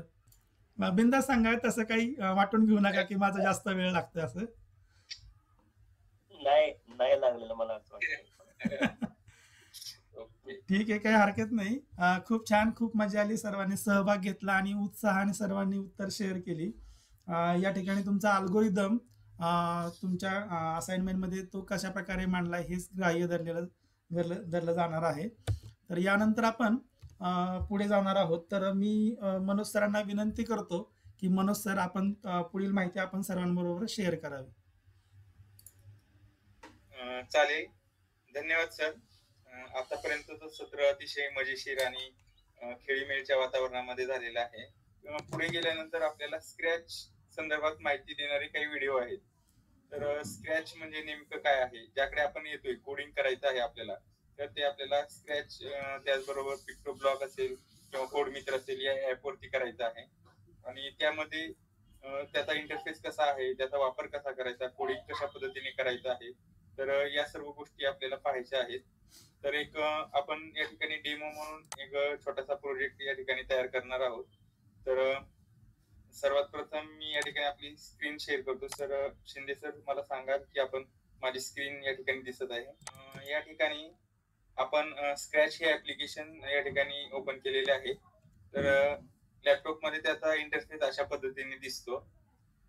त्याचे 3 भाग आहेत ऍप्लिकेशनचे. डाव्या बाजूला आपल्याला कोड एरिया दिसत आहे. यामध्ये आपल्याला वेगवेगळ्या प्रकारचे ब्लॉक्स दिसत आहेत. यामध्ये मोशन ब्लॉक्स आहेत. मोशन ब्लॉक्स मध्ये वेगवेगळे ब्लॉक आहेत. लुक्स आहे, साऊंड आहे, इव्हेंट आहे, कंट्रोल आहे, सेन्सिंग, ऑपरेटर्स, व्हेरिएबल्स आणि माय ब्लॉक या ठिकाणी आपण वेगवेगळे ब्लॉक तयार करू शकतो. सगळ्यात खाली एक प्लसचं साइन दिलेलं दिसत आहे. या ठिकाणी आपण एक्सटेन्शन देखील वापरू शकतो. बघा, मी एक्सटेन्शन वरती क्लिक केल्यानंतर या ठिकाणी वेगवेगळे एक्सटेन्शन ओपन होत आहेत. त्याचा वापर देखील आपल्याला भविष्यामध्ये करायचा आहे. सध्याच्या कंडिशन मध्ये आपल्याला एक असाइनमेंट आहे की तुमच्या आवडीची 2 पात्र निवडा, म्हणजे स्प्राईट निवडा आणि त्यामध्ये संभाषण दाखवा, संभाषण करून दाखवा. तर हे डाव्या बाजूला जे आहे ते ब्लॉक सेक्शन आहे. तिथे मध्ये जो दिसतोय तुम्हाला हा पोर्शन, हा कोड एरिया आहे. या ठिकाणच्या टॅब म्हणजे ब्लॉक्स घेऊन आपण या ठिकाणी ड्रॅग करून अशा पद्धतीने घेऊ शकतो. आणि हा जो पार्ट दिसत आहे हा तुमचा मॉनिटर एरिया आहे. या ठिकाणी तुम्हाला तुम्ही केलेला प्रोग्राम रन कसा होतो आणि तो बरोबर आहे की चूक आहे हे या पोर्शन मध्ये तुम्हाला दिसणार आहे. तर एक आपण काय करूया, एक प्रोजेक्ट आपण छोटासा बनवूया. तर मला एक प्रोजेक्ट बनवायचा आहे की ज्यामध्ये डॉक्टर आणि रुग्ण यांच्यामधील संवाद मला दाखवायचा आहे.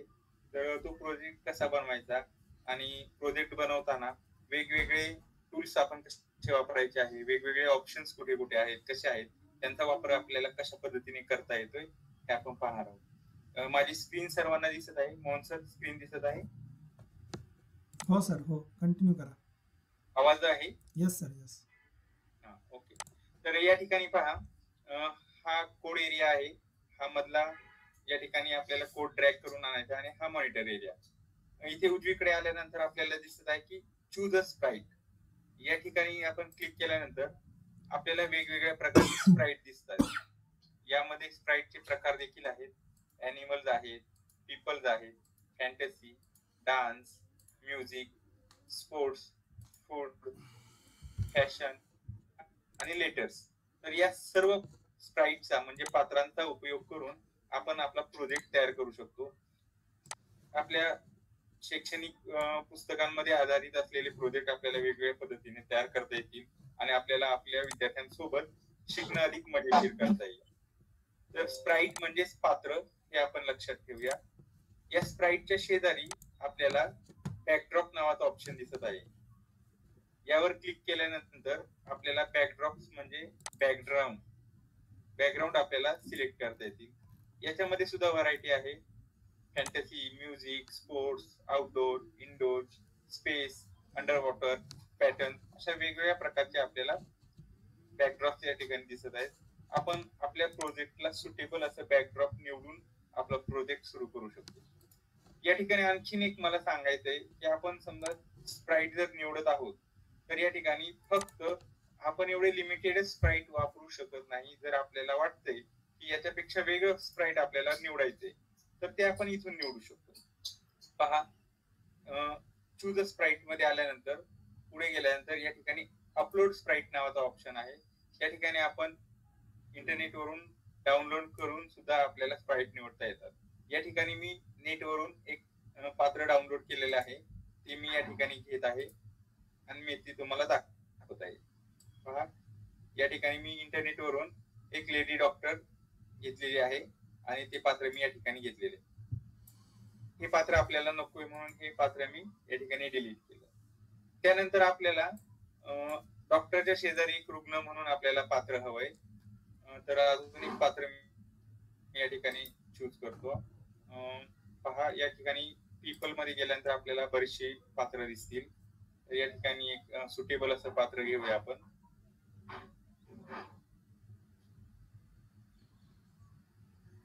ठीक. तर हे एक ॲबी नावाचं पात्र मी या ठिकाणी घेतलेलं आहे. आता पहा आपल्या पात्रांना साजेसा असा बॅकड्रॉप आपल्याला हवा आहे. साधारणतः रुग्णालयासारखा दिसणारा किंवा इंडोर आपल्याला एखादा बॅकड्रॉप आपल्याला निवडावा लागेल. बॅकड्रॉपच्या ठिकाणी जाऊन आपण या ठिकाणी आपल्याला सुटेबल असा बॅकड्रॉप घेऊ शकतो किंवा तो इंटरनेटवरनं डाउनलोड सुद्धा आपण करू शकतो. पण या ठिकाणी आता मी एक पात्र तुम्हाला दाखवलंय इंटरनेटवरनं डाउनलोड करून ते अपलोड करून. तर आता बॅकड्रॉप आपण यातीलच एक निवडूया, इंडोर मधला निवडूया.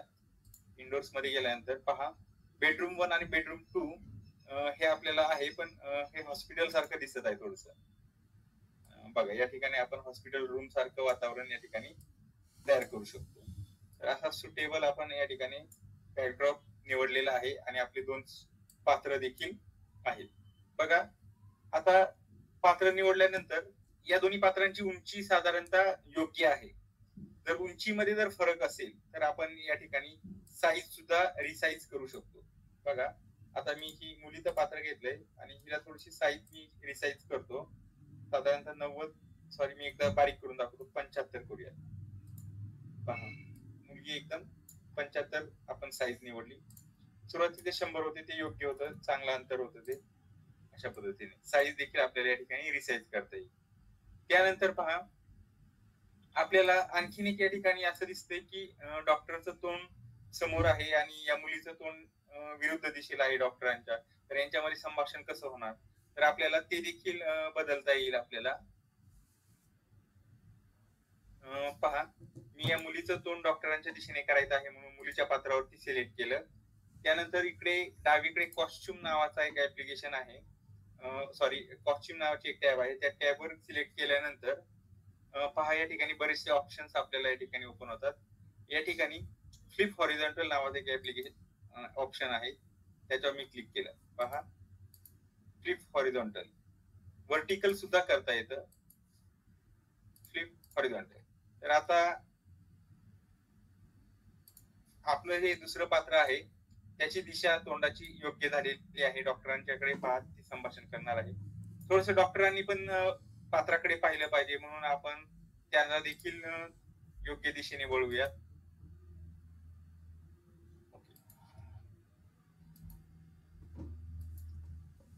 हे अपलोड केलेलं पात्र आहे त्यामुळे याच एवढेच चेंजेस होत आहेत, हरकत नाही. तर आता आपला सेटअप तयार झालेला आहे. योग्य पात्र आणि बॅकड्रॉप आपण निवडलेले आहेत. आता त्यांच्या तोंडी आपल्याला या ठिकाणी संभाषण द्यायचं आहे आणि आपला प्रोजेक्ट आपल्याला डन करायचा आहे. तर बघा कोणताही प्रोजेक्ट सुरू करण्यापूर्वी आपल्याला एका गोष्टीची काळजी घ्यावी लागेल की जे पात्र बोलणार आहे सुरुवातीला त्या पात्रावरती आपल्याला सिलेक्ट करायचं आहे.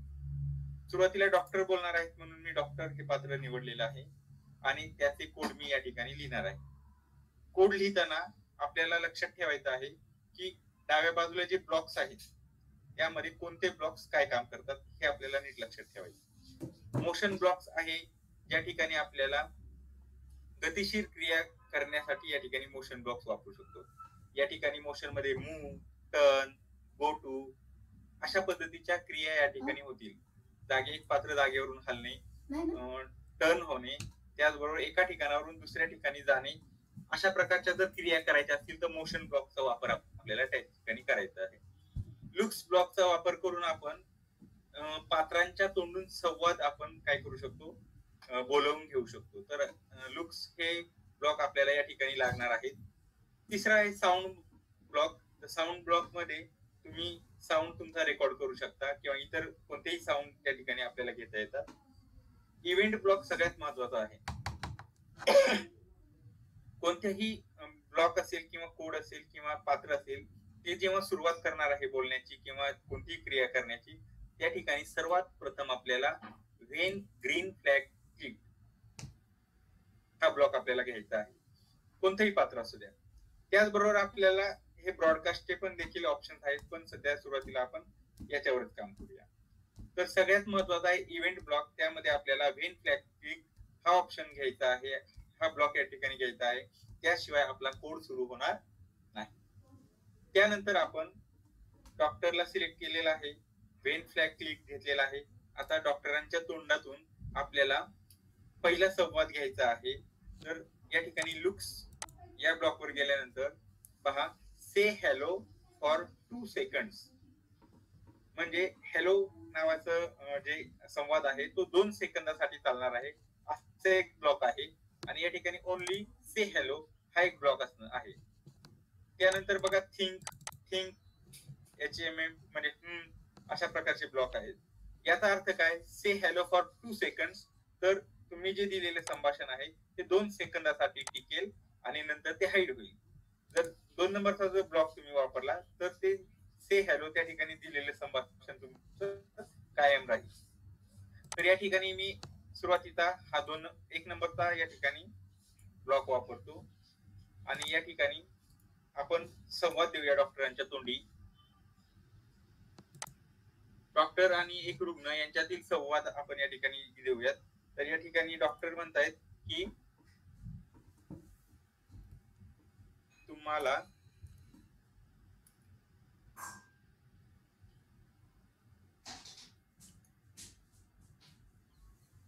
काय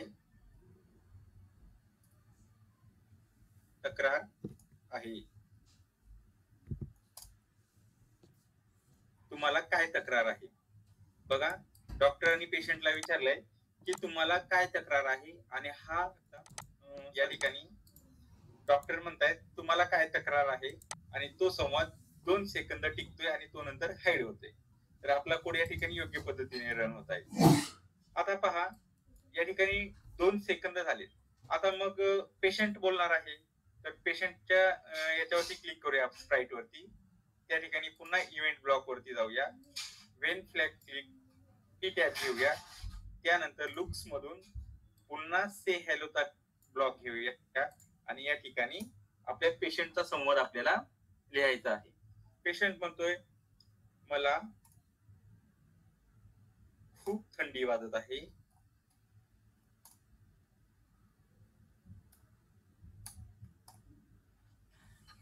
आणि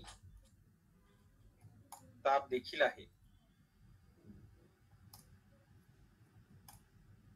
या ठिकाणी आपण संवाद मराठीतच घ्यावे असे काही नाही, आपण संवाद इंग्रजीमध्ये सुद्धा घेऊ शकतो. आपले विद्यार्थी ज्या मीडियमचे आहेत त्याप्रमाणे आपण या ठिकाणी संवाद हे करू शकतो. कोणाचं हा कोणाला काही बोलायचं आहे का? ओके, तर हा संवाद देखील 2 सेकंदाचा आहे. तर पाहूया आपण आपला कोड पुन्हा एकदा चेक करूया की आपला कोड बरोबर आहे का. अरे, या ठिकाणी काय होतंय पहा, डॉक्टर पण सोबत बोलत आहे आणि पेशंट पण सोबत बोलत आहे. डॉक्टर म्हणताय तुम्हाला काय तक्रार आहे, पेशंटने ऐकून घेतात, म्हणतायत की मला खूप थंडी वाजत आहे आणि ताप देखील आहे. असं का बरं होतंय, तर आपलं काहीतरी चुकतंय. तर या ठिकाणी पाहूया डॉक्टरांचा संवाद काय आहे, तुम्हाला काय तक्रार आहे, आणि 2 सेकंद डॉक्टर थांबलेले आहेत. आणि त्यानंतर पेशंट सुद्धा काय म्हणते, पेशंट म्हणते की मला खूप थंडी वाजत आहे आणि ताप देखील आहे. पण डॉक्टरांचं बोलणं झाल्यानंतर पेशंटनी बोलणं अपेक्षित आहे, बरोबर. तर मग पेशंटनी या ठिकाणी थांबणं गरजेचं आहे. आणि ते कसं थांबेल, तर या कंट्रोल ब्लॉक मधनं. जर आपल्याला ऍक्टिव्हिटी कंट्रोल करायची असेल तर आपल्याला कंट्रोल मधील आपल्याला ब्लॉक्स वापरावे लागतील. यामध्ये वेट ब्लॉक आहे, रिपीट ब्लॉक आहे, फॉरएव्हर आहे. तर या ठिकाणी आपण वेट, ते आजकाल रील्स वरती पाहता, रुको जरा सब्र करो, असं काहीतरी ट्रेंड चालू आहे. तर या ठिकाणी आपल्या स्प्राईटला देखील आपण म्हणणार आहोत की रुको जरा सब्र करो. या ठिकाणी स्प्राईटची वेळ आपण वाढवूया, 2 सेकंद स्प्राईटने देखील या ठिकाणी वाट पाहायची आहे.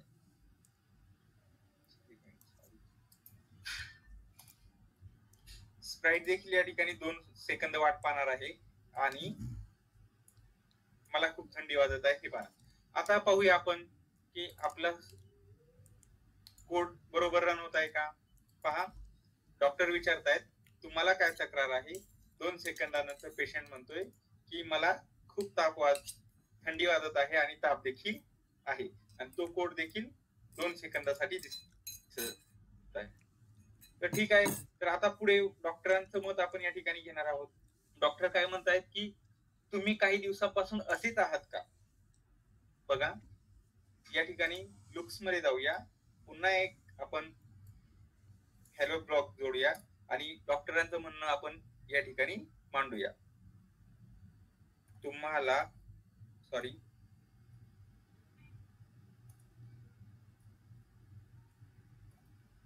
तुम्हाला असे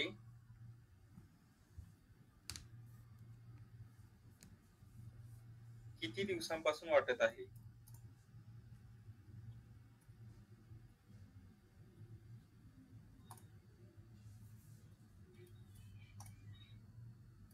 किंवा तुम्हाला ताप किती दिवसांपासून आहे, थंडी किती दिवसांपासून वाजत आहे, आणि ते देखील 2 सेकंद आहे. तर आता आपण आपला कोड रन होतोय का पाहूया योग्य पद्धतीने. बघा तुम्हाला काय तक्रार आहे, आणि या ठिकाणी काय होतंय, डॉक्टर आणि ॲबी याचं बोलणं सोबतच आलेलं आहे. बघा मला खूप थंडी वाजत आहे आणि ताप देखील आहे, आणि डॉक्टर लगेच विचारतायत की तुम्हाला असे किती दिवसांपासून वाटत आहे.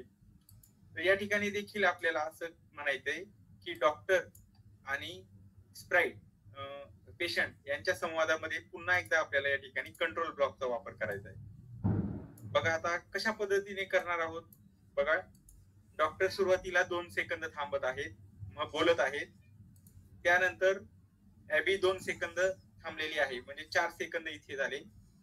तिचं बोलणं 2 सेकंद, ते 6 सेकंद झाले. 6 सेकंदानंतर या ठिकाणी डॉक्टरांनी पण 2 सेकंद थांबणं गरजेचं आहे.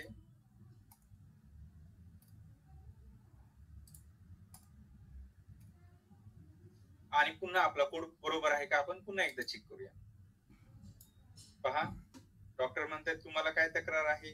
मुलगी म्हणते मला खूप ताप आलाय. तुम्हाला असं किती दिवसांपासून वाटत आहे. डॉक्टरांचा पुढचा प्रश्न आला. त्यानंतर आता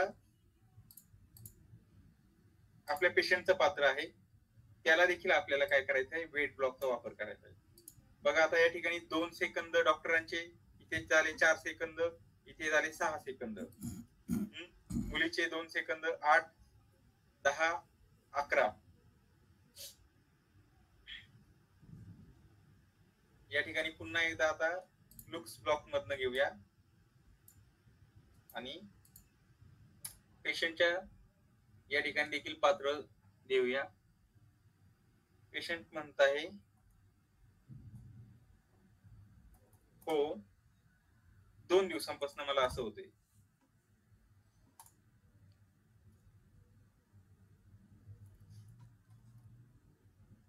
दोन दिवसांपासून. आता चेक करूया तुम्हाला काय तक्रार आहे. मला ताप आलेला आहे. तुम्हाला असं किती दिवसांपासून वाटतंय. 2 दिवसांपासून. तर 2 दिवसांपासून हे लगेच आलेले आहे हो की नाही. तर या ठिकाणी थोडस वेट ब्लॉक मध्ये आणखीन आपण काय करूया, अंतर वाढवूया. या ठिकाणी 3 सेकंद असं देऊया आणि मग चेक करूया. बघा तुम्हाला काय तक्रार आहे. मला खूप थंडी वाजत आहे, ताप आलाय. असं किती दिवसांपासून वाटत आहे. आणि हो मला असं 2 दिवसांपासून होत आहे.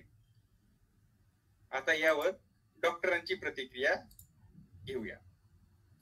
पुन्हा कंट्रोल ब्लॉक मध्ये जाऊया. पुन्हा या ठिकाणी वेट ब्लॉकचा वापर करूया. या ठिकाणी 2 सेकंद वेट करायचंय डॉक्टरांनी आणि लुक्स ब्लॉक मधून जाऊन से हॅलो फॉर 2 सेकंड या ठिकाणी जाऊन आपण त्याचा सेकंद सुद्धा वाढवू शकतो बरं. किती सेकंदासाठी आपल्याला हे दाखवायचे. तर आता डॉक्टरांचं जे म्हणणं आहे ते आपण या ठिकाणी 5 सेकंद दाखवूया. ठीक आहे. डॉक्टरांनी काही सजेशन दिलेले असेल, काही सांगितलेलं असेल. ठीक आहे. डॉक्टर म्हणतायत ठीक आहे,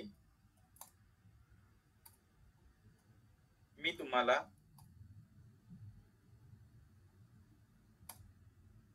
काही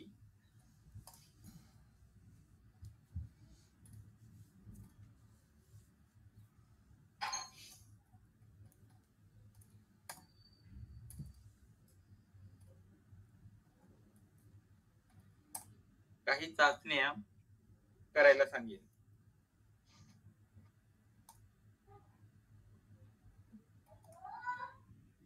आणि नंतर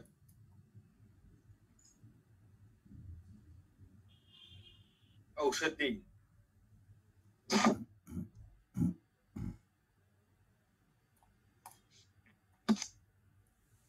ओके, बघा डॉक्टर म्हणताय ठीक आहे, मी तुम्हाला काही चाचण्या करायला सांगेन आणि नंतर औषध देईन. तर हे आपल्याला 5 सेकंदासाठी या ठिकाणी आपल्याला दाखवायचं आहे. आता आपला कोड आपण रन करून पाहूया.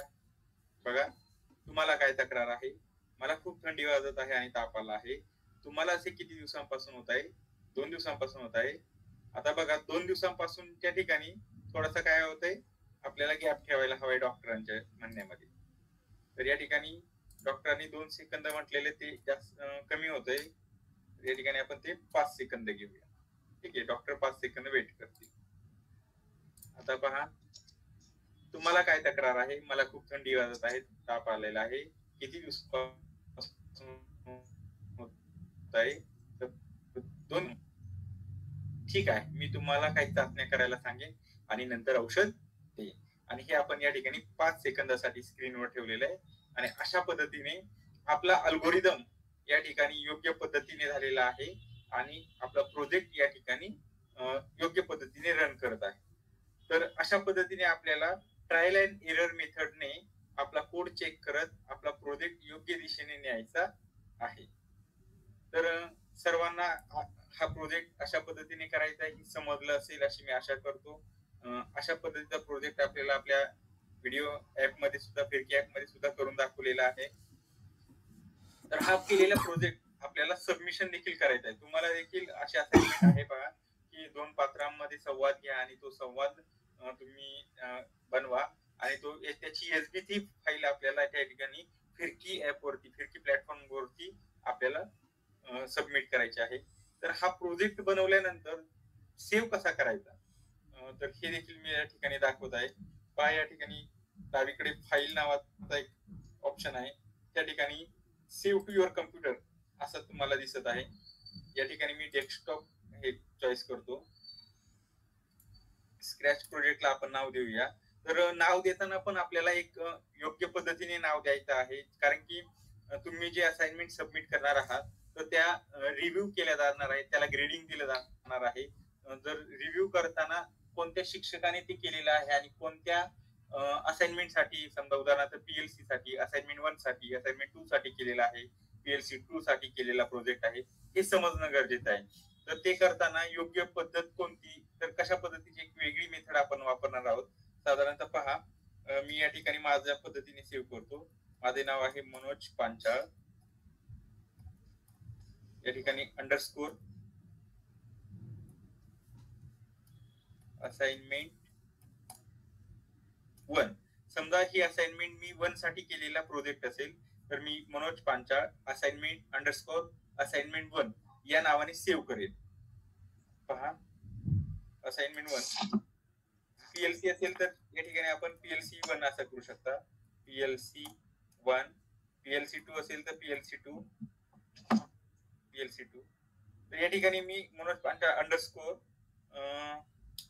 डॉक्टर, कारण की माझ्याकडे बरेचसे प्रोजेक्ट माझ्या नावाने सेव्ह झालेले आहेत, त्यामुळे मी या नावाने सेव्ह करतो. Doctor and patient, doctor and P या नावाने करतो. तर मी सेव्ह केलेला आहे आणि मी या ठिकाणी ऍप्लिकेशन बंद केले. तर आता माझा प्रोजेक्ट सेव्ह झालाय की नाही हे मला पाहायचं आहे. पुन्हा एकदा स्क्रॅच ऍप्लिकेशन ओपन करूया.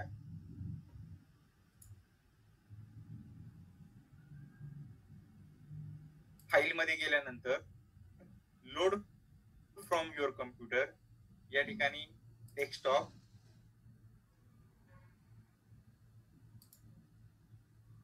डेस्कटॉपवर गेल्यानंतर या ठिकाणी तुम्ही पाहू शकता Manoj Panchal doctor and P SB ची फाईल, अशा पद्धतीची फाईल या ठिकाणी मला सापडली. मी ती ओपन करते. पहा, फाईल ओपन देखील झालेली आहे आणि आपला फाईल जशी आपण बनवली होती तशीच आहे. त्याच्यामध्ये काहीही बदल झालेला नाही, काहीही चेंजेस झालेले नाही. ओके, तर अशा पद्धतीने आपण आपला बनवलेला प्रोजेक्ट योग्य पद्धतीने सेव्ह करायचा आहे. सेव्ह करण्यासाठी सांगितलेली मेथड त्या पद्धतीने सेव्ह केल्यानंतर आपल्याला ती फाईल फिरकी ऍप्लिकेशन वरती अपलोड करताना देखील काही अडचण येणार नाही, फाईल शोधण्यासाठी अडचण येणार नाही. तर हे झालं प्रोजेक्ट बनवण्याबाबत, तो सेव्ह करण्याबाबत. आता हा प्रोजेक्ट आपल्याला फिरकी प्लॅटफॉर्म वरती अपलोड करायचा आहे. तर फिरकी प्लॅटफॉर्म वरती अपलोड करताना देखील आपल्याला काय करायचंय, कशा पद्धतीने आपण अपलोड करू शकतो. बऱ्याच जणांनी असाइनमेंट सबमिट केलेले आहेत, काही जणांना आणखी असाइनमेंट सबमिट करण्यासाठी अडचण येत असतील, तर ते देखील आपण या ठिकाणी डेमो करून पाहूया. बघा, या ठिकाणी मी गुगल वर जाऊन फिरकी लॉग इन या ठिकाणी असं टाकलेलं आहे आणि मी फिरकीला लॉग इन केलेलं आहे. बघा, त्यानंतर आपल्याला असा इंटरफेस दिसणार आहे लॅपटॉपवर. मोबाईलवर तुम्हाला डायरेक्ट मोबाईलचं ऍप्लिकेशन दिसणार आहे. त्या ठिकाणी उजव्या बाजूला बघा लॉग इन असा ऑप्शन आहे.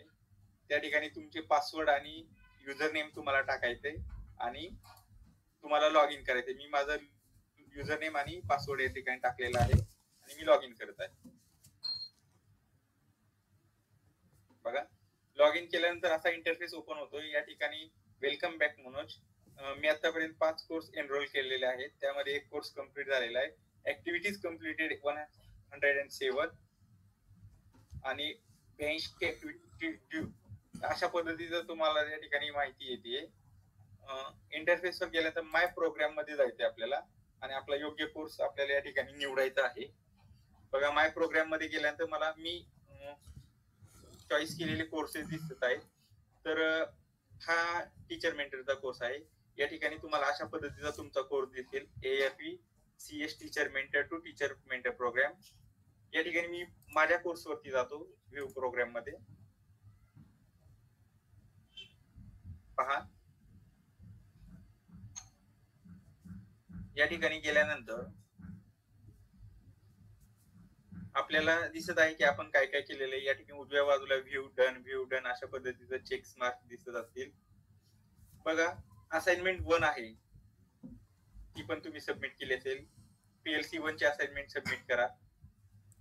त्यानंतर कोडिंग म्हणजे काय, स्क्रॅच बद्दल माहिती, वाचन साहित्य, अल्गोरिदम म्हणजे काय. तर बघा, PLC 1 ची असाइनमेंट मला सबमिट करायची आहे. मी सबमिट केलेली आहे, पण सबमिशन कशा पद्धतीने करतात हे मी या ठिकाणी तुम्हाला थोडक्यात दाखवतो. PLC 1 च्या ठिकाणी या ठिकाणी तुम्हाला एक डॉक्युमेंट फाईल सारखं दिसतंय आणि अप एरो दिसतोय. तर त्या अप एरो वरती क्लिक करायचंय. बघा, सहलीवरून परतलेले अमोल हे आताचं उदाहरण आहे. या ठिकाणी पुढे फाईल आल्यानंतर बघा, ठीक आहे, आपण पुढे गेल्यानंतर पहा, बघा या ठिकाणी माझी फाईल सबमिट केलेली फाईल या ठिकाणी दिसत आहे. या ठिकाणी सबमिशन, ऍड सबमिशन नावाचा ऑप्शन या ठिकाणी येणार नाही, कारण की माझा कोर्स मी ऑलरेडी पूर्ण केलेला आहे या ठिकाणी. त्यामुळे ऍड सबमिशन एक्स्ट्रा येणार नाही मला. तुम्हाला या ठिकाणी ऍड सबमिशनचं ऑप्शन येईल आणि त्या ठिकाणावरून तुम्ही सबमिशन ऍड करू शकता. ठीक आहे, दुसऱ्या असाइनमेंटला पाहूया. स्क्रॅच बद्दल माहिती. असाइनमेंट 2 ला जाऊन पाहूया आपण इथे काय होते. या ठिकाणी देखील माझं ऍड करण्याचं माझे ऑप्शन्स या ठिकाणी संपलेले आहेत, कारण की मी ऑलरेडी या ठिकाणी फाईल अपलोड केलेली आहे. बघा, सिक्वेन्सिंगची ऍक्टिव्हिटी या ठिकाणी आणि त्याचं ग्रेडिंग साठी पण ते गेलेलं आहे. त्यामुळे त्या ठिकाणी आपल्याला त्या ठिकाणी ऍड करता येणार नाही. तर तुम्ही तुमच्या कोर्सवर जाऊन अशा पद्धतीने त्या ठिकाणी सबमिशन करू शकता. SB3 फाईल आपल्याला शोधायच्या आहेत. त्या एका सेपरेट फाईल मध्ये तुम्ही जर सेव्ह केल्या तर तुम्हाला त्या शोधायला अडचण येणार नाही. अशा पद्धतीने प्रोजेक्ट कसा बनवायचा, कोडिंगचा इंटरफेस आणि प्रोजेक्ट सेव्ह करण्याची पद्धती आणि योग्य पद्धतीने पात्रांना संवाद कसा देणे, या गोष्टी आपण आज शिकलो. मी आशा करतो की तुम्हाला मी सांगितलेली माहिती समजली असेल आणि तुम्ही नक्कीच याच्यापेक्षा छान छान प्रोजेक्ट बनवाल आणि अपलोड कराल. तर या ठिकाणी मी थांबतो आणि तुमच्या काही शंका असतील तर मोहन सर, पुढील सूत्र तुम्हाला मी पुन्हा हँडओव्हर करतो. सर्वांना नमस्कार. या ठिकाणी थांबवतो. आता आपण सत्राच्या शेवटाकडे वळत आहोत. याच्यामध्ये आपण सर्वांचे काही समस्या प्रश्न वगैरे असतील तर ते या ठिकाणी पाहणार आहोत. सर्वप्रथम मला हे सांगायचं आहे की आज आपण जी तारीख दिली होती कोर्सची, तर ती आजपर्यंत तुम्हाला कोर्स पूर्ण करायचा होता. परंतु फिरकी टीमकडून असा मेसेज आहे की आम्ही तुमचे रिस्पॉन्सेस पाहतोय, बरेच जण भरपूर गतीने आपला कोर्स पूर्ण करत आहेत, बरेच जण त्याच्यामध्ये इंटरेस्ट घेऊन काम करत आहेत आणि काही शिक्षक या ठिकाणी अजूनही देखील काही सहभागी झालेले नाही आहेत.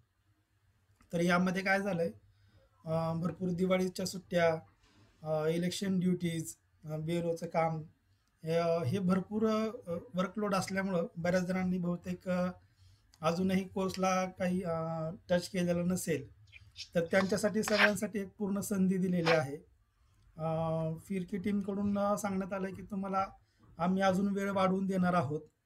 तर माझी अशी सर्वांना विनंती राहील की आपल्या सहकाऱ्यांपैकी जर कोणी अजूनही कोर्स सुरू केला नसेल, लॉग इन केलं नसेल किंवा कोर्स करण्यामध्ये काही अडचण येत असेल तर कृपया आपण कोर्स सुरू करावा. आपल्या काही शंका समाधानासाठी आम्ही किरण सर असतील, मनोज सर असेल किंवा मी असेल, आम्ही या ठिकाणी पूर्ण वेळ तुम्हाला अवेलेबल आहोत. तुम्ही कधीही आम्हाला संपर्क करू शकता, मेसेज करू शकता. आम्ही तुमच्या अडचणी सोडवण्याचा नक्की या ठिकाणी प्रयत्न करू. या सत्राच्या शेवटाकडे जाताना तुम्हाला तुमच्या ग्रुपवर ही मीटिंग संपल्यानंतर एक फीडबॅक फॉर्म दिला जाईल. तो फीडबॅक फॉर्म म्हणजे तुमची अटेंडन्स असणार आहे. तर कृपा करून सर्वांनीच ती फीडबॅक त्या ठिकाणी भरायचा आहे. तुम्हाला हे सत्र कसं वाटलं वगैरे त्या ठिकाणी तुम्ही मांडायचं आहे. त्यानंतर बऱ्याच जणांनी कोर्स चांगल्या पद्धतीने पूर्ण केलेला आहे. याच्यामध्ये काहींच्या असाइनमेंट सगळ्यांनी पूर्ण करून चांगल्या पद्धतीने सबमिट देखील केलेले आहेत. तर त्यांचं पुन्हा एकदा फिरकी टीमच्या आणि आमच्या सगळ्या टीमच्या वतीने अभिनंदन, चांगल्या पद्धतीने कोर्स पूर्ण केल्याबद्दल. ज्यांनी अजूनही सुरुवात केली नाही किंवा कोर्स अपूर्ण आहे किंवा पूर्ण करण्याकडे त्यांची वाटचाल आहे, अशांना विनंती आहे की तुम्हाला काही वेळ वाढवून दिला जाईल. ग्रुपवर आम्ही तशी तारीख कळवू की तुम्हाला हा कोर्स किती तारखेपर्यंत शेवट पूर्ण करता येईल आणि मग तो कोर्स तुम्ही पूर्ण करायचा आहे. फीडबॅक फॉर्म तुम्ही याच सत्रानंतर तुम्हाला ग्रुपवर दिला जाईल. तर यामध्ये अजून एक सगळ्यांचा आपण एक स्क्रीनशॉट ग्रुप फोटो घेणार आहोत. तर मी सगळ्यांना विनंती करतो की सर्वांनी आपापले कॅमेरे चालू करायचे आहेत. कृपया आपण ज्या स्थितीमध्ये असाल, जसे असाल, काही हरकत नाही. तुमचा या ठिकाणी स्क्रीनशॉट फोटो घेतला जाणार आहे आणि असे 2-3 स्क्रीनशॉट आम्ही पुढे फिरकी टीमला पाठवणार आहोत. तर काहीही लाजायचं नाहीये, सर्वांनीच कॅमेरा चालू करायचा आहे. 1-2 मिनिटात आपण सर्वांचे फोटो घेणार आहोत. सर्वांनी छान स्माइल करा.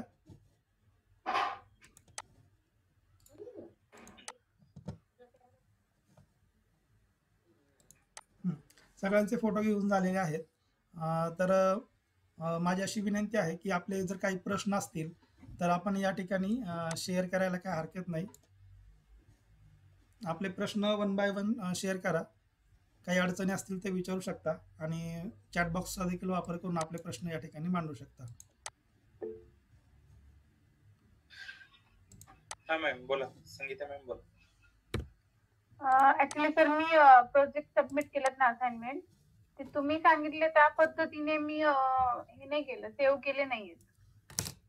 अगोदर सबमिट झालं, आता काही करू शकत नाही त्याला.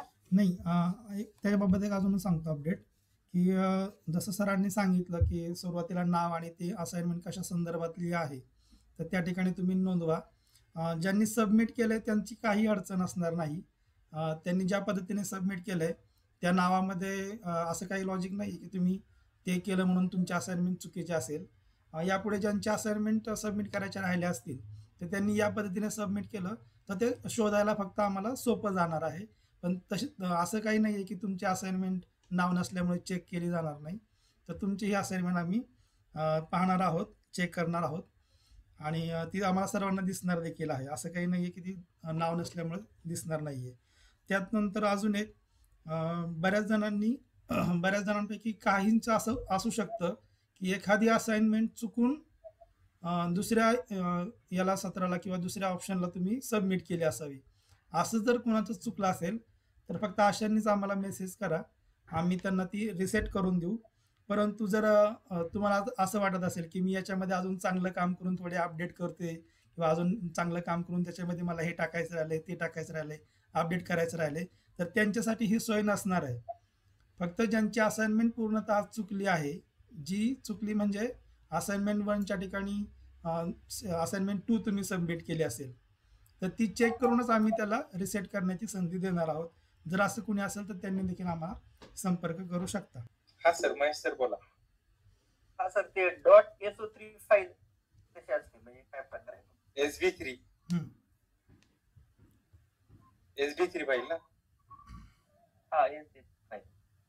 मोहन सर सांगा. जसं की मनोज सरांनी आपल्याला एक स्क्रॅचमध्ये एक प्रोजेक्ट करून दाखवला बघा. जेव्हा तो प्रोजेक्ट आपण सेव्ह केला तर फाईल सेव्ह केल्यानंतर त्याच्या पुढे एक एक्सटेन्शन लागतं. जसं की आपण कॉमनली काय पाहतो बघा, वर्ड, एक्सेल आपण फाईल आपण सबमिट करतो किंवा सेव्ह करून तयार करतो आपण ती फाईल. तर त्या फाईलच्या पुढे एक्सेल किंवा वर्ड किंवा DOC डॉक किंवा CSV अशा प्रकारचे आपण एक्सटेन्शन असतात. तसं आपण या स्क्रॅचमध्ये जी काही फाईल बनवणार आहोत तर ती फाईल सेव्ह केलेली फाईल ही SB3 या नावाचेच एक्सटेन्शन असलेली फाईल असणार आहे आणि त्या नावानेच ती सेव्ह असणार आहे. म्हणजे SB3 फाईल म्हणजे असं वेगळं काही नाही, स्क्रॅचमध्ये तयार केलेली प्रत्येक फाईल ही SB3 असेल.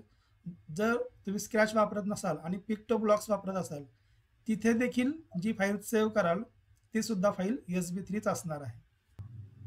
हा, रुपाली मॅडम बोला. दोन फाईल सबमिट करायला सांगितले. तर त्याच्यामध्ये जी पहिली फाईल आहे त्यामध्ये आपण जो अल्गोरिदम लिहिणार आहे ते अपलोड करायचं. हो बरोबर. म्हणजे आपण आजोबांनी मुलामध्ये जे संवाद होता तो जो जसा लिहून काढलेला होता तसा आपण ते 10च्या संख्यांमध्ये शिक्षक आणि विद्यार्थ्यांमध्ये संवाद होणार आहे. तो अगोदर अल्गोरिदम मध्ये लिहून ती पहिली फाईल आणि नंतर SB3ची फाईल, अशा दोन फाईल सबमिट करायच्या. बरोबर आहे.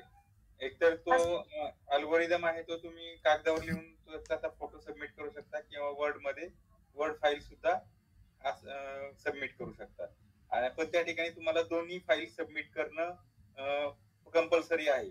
SB3 फाईल आणि अल्गोरिदमची फाईल जी वर्ड मध्ये असेल किंवा इमेज मध्ये असेल, त्या दोन्ही फाईल तुम्हाला त्या ठिकाणी ऍड सबमिशन म्हणायचं आणि दोन्ही फाईल सबमिट करायच्या आहेत त्या ठिकाणी. Okay sir. अल्गोरिदम या ठिकाणी जर संभाषणाचा करत असाल तर तुम्ही जे स्प्राईट निवडणार आहात, उदाहरणार्थ डॉक्टरचा अल्गोरिदम वेगळा असणार आहे आणि पेशंटचा अल्गोरिदम वेगळा असणार आहे, तर ते दोन्ही अल्गोरिदम त्या पेजवर आले पाहिजेत. हो सर, म्हणजे मी अल्गोरिदम तयार केलं, मला फक्त ते साऊंड त्याच्यामध्ये मॅनेज करून ते तेवढं राहिलं माझं. म्हणजे आज संध्याकाळी ती फाईल सबमिट करते. काहीच हरकत नाही. खूप चांगल्या पद्धतीने मॉडिफाय करा. अजून तुम्ही सबमिट केली नसेल तर त्यामध्ये काय अजून क्रिएटिव्हिटी करता येईल त्याचा विचार करून तुम्ही घाई न करता ती सोडवा. हो चालेल सर. चॅट बॉक्स मध्ये एक प्रश्न आलेला आहे, तो आपण घेऊयात. CC1 पूर्ण केल्यानंतर ही कोर्स 67% दाखवत आहे, पुढील उर्वरित कोर्स दिसत नाही. ही शंका बऱ्याच जणांची असू शकते की आमचा कोर्स इतक्या टक्के कम्प्लीट दिसतोय किंवा मी सगळं सबमिट केलंय, माझं 100% का दिसत नाही. तर सगळ्यांनीच या गोष्टीकडे लक्ष द्या की पर्सेंटेज वरती काय दिसत आहे याच्यावर तुम्ही काहीच रिमार्क करू नका की माझा कोर्स अपूर्ण आहे किंवा पूर्ण झाला किंवा ते नाही झाला. तर तुम्ही जे काही पूर्ण केलेलं आहे, सबमिट केलेलं आहे प्रॉपरली, ते आमच्यापर्यंत पोहोचत आहे. ॲक्च्युली फिरकी टीममध्ये जसं जसं काम होईल तसं तसं ते कोर्स अपडेट करण्याचं काम चालू आहे. जसं की तुम्ही पुढे पुढे जाल आणि नंतर तुम्हाला रिव्ह्यू त्याचे नंतर मिळतील की बाबा हा कोर्स हा तुमचा पूर्ण झालेला आहे. लगेच तुम्हाला त्या ठिकाणी हायलाईट होणार नाही की तुमचं 70% पूर्ण झाला, 80% पूर्ण झाला किंवा कोर्स पूर्ण करून झाला आहे तरी देखील माझं 67% दिसतोय. तर याच्याकडे तुम्ही लक्ष देऊ नका. तुम्ही जे काम करताय ते आमच्यापर्यंत पोहोचतंय. मला वाटतंय मनोज सर किंवा किरण सर आम्ही तुम्हाला त्याचे अपडेट पण देतोय की तुम्ही इतक्यापर्यंत तुमचे कोर्स पूर्ण झालाय, तुमचा हा प्रश्न राहिलाय. तर तसं आम्ही तुम्हाला अपडेट देणारच आहोत की तुमचं ह्या कॉलममध्ये हा प्रश्न फिरकी ॲपमध्ये भरायचा राहिलाय. मग तिथं तुम्ही काम करू शकतात. पर्सेंटेजवर काही लक्ष देऊ नका. यात एक ऍड करू का आणखी सर? हां बोला सर. तर असे काही ठिकाणी जर आपली प्रोग्रेस दिसत नसेल तर आपण जो आपला वाचन साहित्य आहे PDF फॉर्मॅट मध्ये असेल किंवा आणखी कोणत्या प्रकारचं असेल तर ते मार्क ॲज डन झालेलं आहे का, उजव्या बाजूला जी बॉक्स दिसतोय त्याच्यामध्ये हिरवी टिक झालेली आहे का ते पाहायचं आहे. ती जर झाली असेल तर ते वाचन साहित्य आपण पूर्ण वाचलेलं आहे असं ग्राह्य धरलं जाईल आणि तो काउंट तुमचा टक्केवारीमध्ये काउंट होणार आहे. आणि ते वाचूनही जर तिथं टिक झाली नसेल तर तुमचं ते वाचन साहित्य तुम्ही तो प्रॉपर वेळ त्याच्यासाठी दिलेला नाही. तुम्ही वाचन साहित्य वाचण्यासाठी किंवा प्री टेस्ट पोस्ट टेस्ट तुमची सोडवण्यासाठी किती वेळ लागलेला आहे हा वेळ सुद्धा तिथं काउंट होत आहे. तुम्ही पूर्ण वेळ घ्या आणि पूर्ण वेळ घेऊन तुमचं वाचन साहित्य असेल, व्हिडिओज असतील किंवा ज्या टेस्ट असतील त्या सोडवण्याचा प्रयत्न करा. म्हणजे तुमची प्रोग्रेस तिथे त्या पद्धतीने काउंट होणार आहे.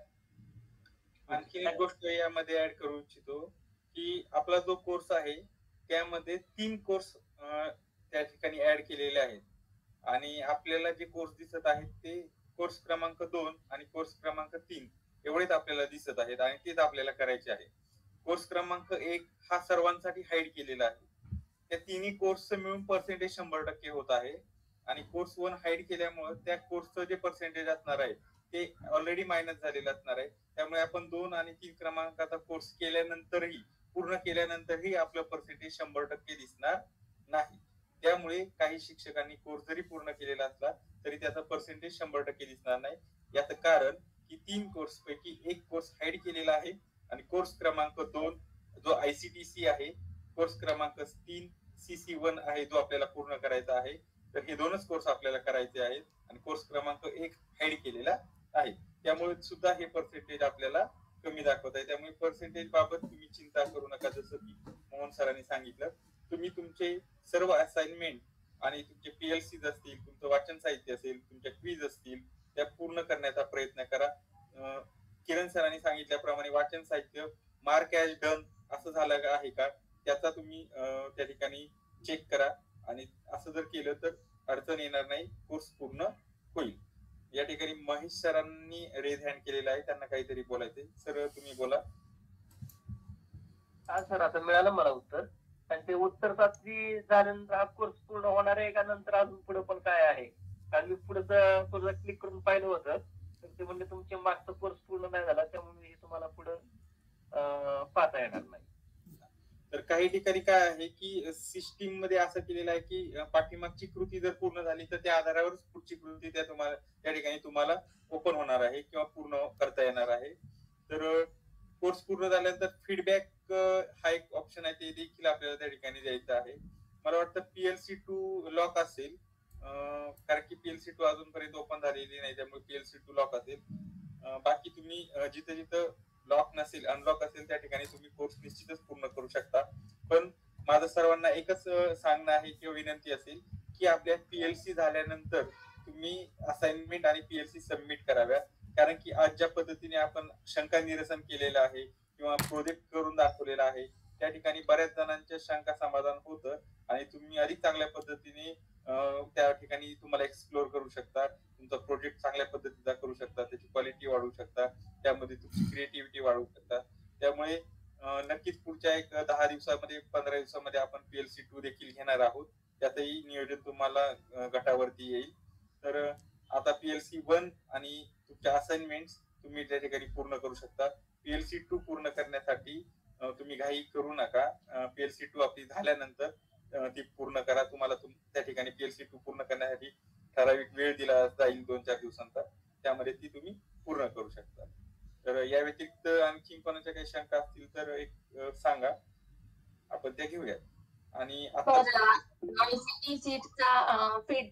फीडबॅक फॉर्म जो आहे तो आपले तिन्ही कोर्स झाल्यानंतर येणार का पहिलं झाल्यानंतर येणार? आय थिंक पहिला झाल्यानंतर ओपन होत असेल ना, का नाही होते? नाही आला सर फीडबॅक, नाही फीडबॅक फॉर्म आला नाही. मला वाटतं मग पूर्ण कोर्स झाल्यानंतर मिळेल तो फीडबॅक फॉर्म. आणि हा. ICTC कोर्सचा फीडबॅक वेगळा आहे आणि आता आपल्या PLC घेतली आपण त्याचा फीडबॅक वेगळा आहे. त्याचा फीडबॅक तुम्हाला आता चॅट बॉक्स मध्ये टाकलेला नाही आहे. पूर्ण कोर्सचा पूर्ण कोर्सचा पूर्ण कोर्सचा सर. नंतर तुम्हाला नोंदवता येईल तो feedback. Okay, thank you sir. Santosh Jadhav sir या ठिकाणी त्यांनाही काही अडचण आहे तर संतोष सर तुम्ही बोलू शकता. धन्यवाद सर. अडचण काही नाहीये, तुम्ही उत्कृष्ट प्रकारे घेतात. फक्त काय झालं, मी आज प्रवासात होतो. आजचं जर आपलं रेकॉर्डिंग असेल तर थोडा भाग माझा मिस झाला. तर रेकॉर्डिंग असेल आजच्या ह्याच्यात टाकलं तर बरं होईल. नक्कीच सर, नक्कीच सर. आपण तसा प्रयत्न करू रेकॉर्डिंग पाठवण्याचा.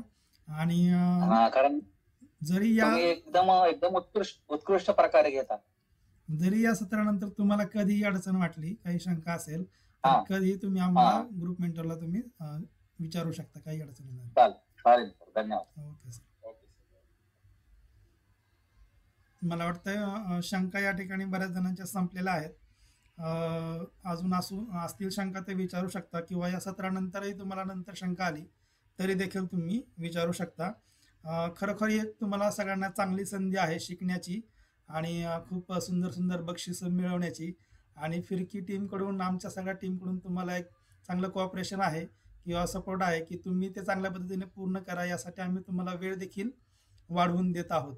तर आपले मित्र अजूनही काही सहकारी जे कोणी असतील सहभागी झाले नसतील तर कृपया त्यांना इंटिमेट करा, सूचना द्या आणि त्यांना सांगा, अरे ही खूप चांगली संधी आपल्याकडे आलेली. आपण स्वतः अपेक्षा किंवा इच्छा व्यक्त केल्यानंतर आपल्याला याच्यामध्ये संधी मिळालेली आहे. तर ही संधी वायाला घालवू नका. तुम्हाला वेळ देखील मिळतोय, तुमच्या अडचणींवर उत्तर देखील मिळतंय, तुम्हाला चांगलं काम केल्यानंतर शिकायला मिळतंय आणि एक सगळ्यात अंतिम तुम्हाला बक्षीस देखील मिळतंय. आणखीन काय पाहिजे? म्हणजे आपल्याला इतकी प्रेरणा मिळते तर आपण नक्कीच हा कोर्स चांगल्या पद्धतीने पूर्ण करायला काही हरकत नाही. तर प्रश्न संपलेत ना सर आपले जवळजवळ? हो, एकदा शेवटी विचारूयात एकदा. आणखीन कोणाचा प्रश्न असेल तर प्लीज हँड रेज करा, जेणेकरून आपल्याला सत्राची समाप्ती करता येईल. ठीक आहे. प्रश्न संपलेले आहेत. मनोज सरांना मी विनंती करतो की आपण या सत्राची सांगता करावी, समारोप करावा आणि सर्वांना पुन्हा एकदा शुभेच्छा द्याव्यात. धन्यवाद सर. नमस्कार. तर अशा पद्धतीने आज आपण या ठिकाणी आपल्या जिल्हा शिक्षण व प्रशिक्षण संस्था डाएट पुणे आणि एलिफी लीडरशिप फॉर इक्विटी या दोन संस्थांच्या मदतीने आयोजित अशा कोडिंगच्या प्रशिक्षणाला या ठिकाणी PLC वरला उपस्थित झालात. या ठिकाणी आपण PLC सत्राचं चांगल्या पद्धतीने ऐकून घेतलं, अध्ययन केलं, गोष्टी समजून घेतल्यात. त्याबरोबर सर्वांनी सर्व कृतींमध्ये अतिशय सक्रियपणे सहभाग नोंदवला, आपल्या अडचणी विचारल्या आणि आतापर्यंत तुम्ही उत्कृष्टरित्या कोर्स या ठिकाणी पूर्ण करत आहात. तर या ठिकाणी तुम्हाला सर्वांना हा कोर्स पूर्ण करण्यासाठी खूप खूप शुभेच्छा आमच्या टीम कडून, जिल्हा शिक्षण प्रशिक्षण संस्था पुणे यांच्याकडून, त्याचबरोबर लीडरशिप फॉर इक्विटी यांच्याकडून. तर अशा पद्धतीने हा कोर्स, हे सत्र आपण या ठिकाणी थांबूया आणि मी सर्वांना विनंती करतो की तुम्ही या ठिकाणी लेफ्ट होऊ शकता. धन्यवाद.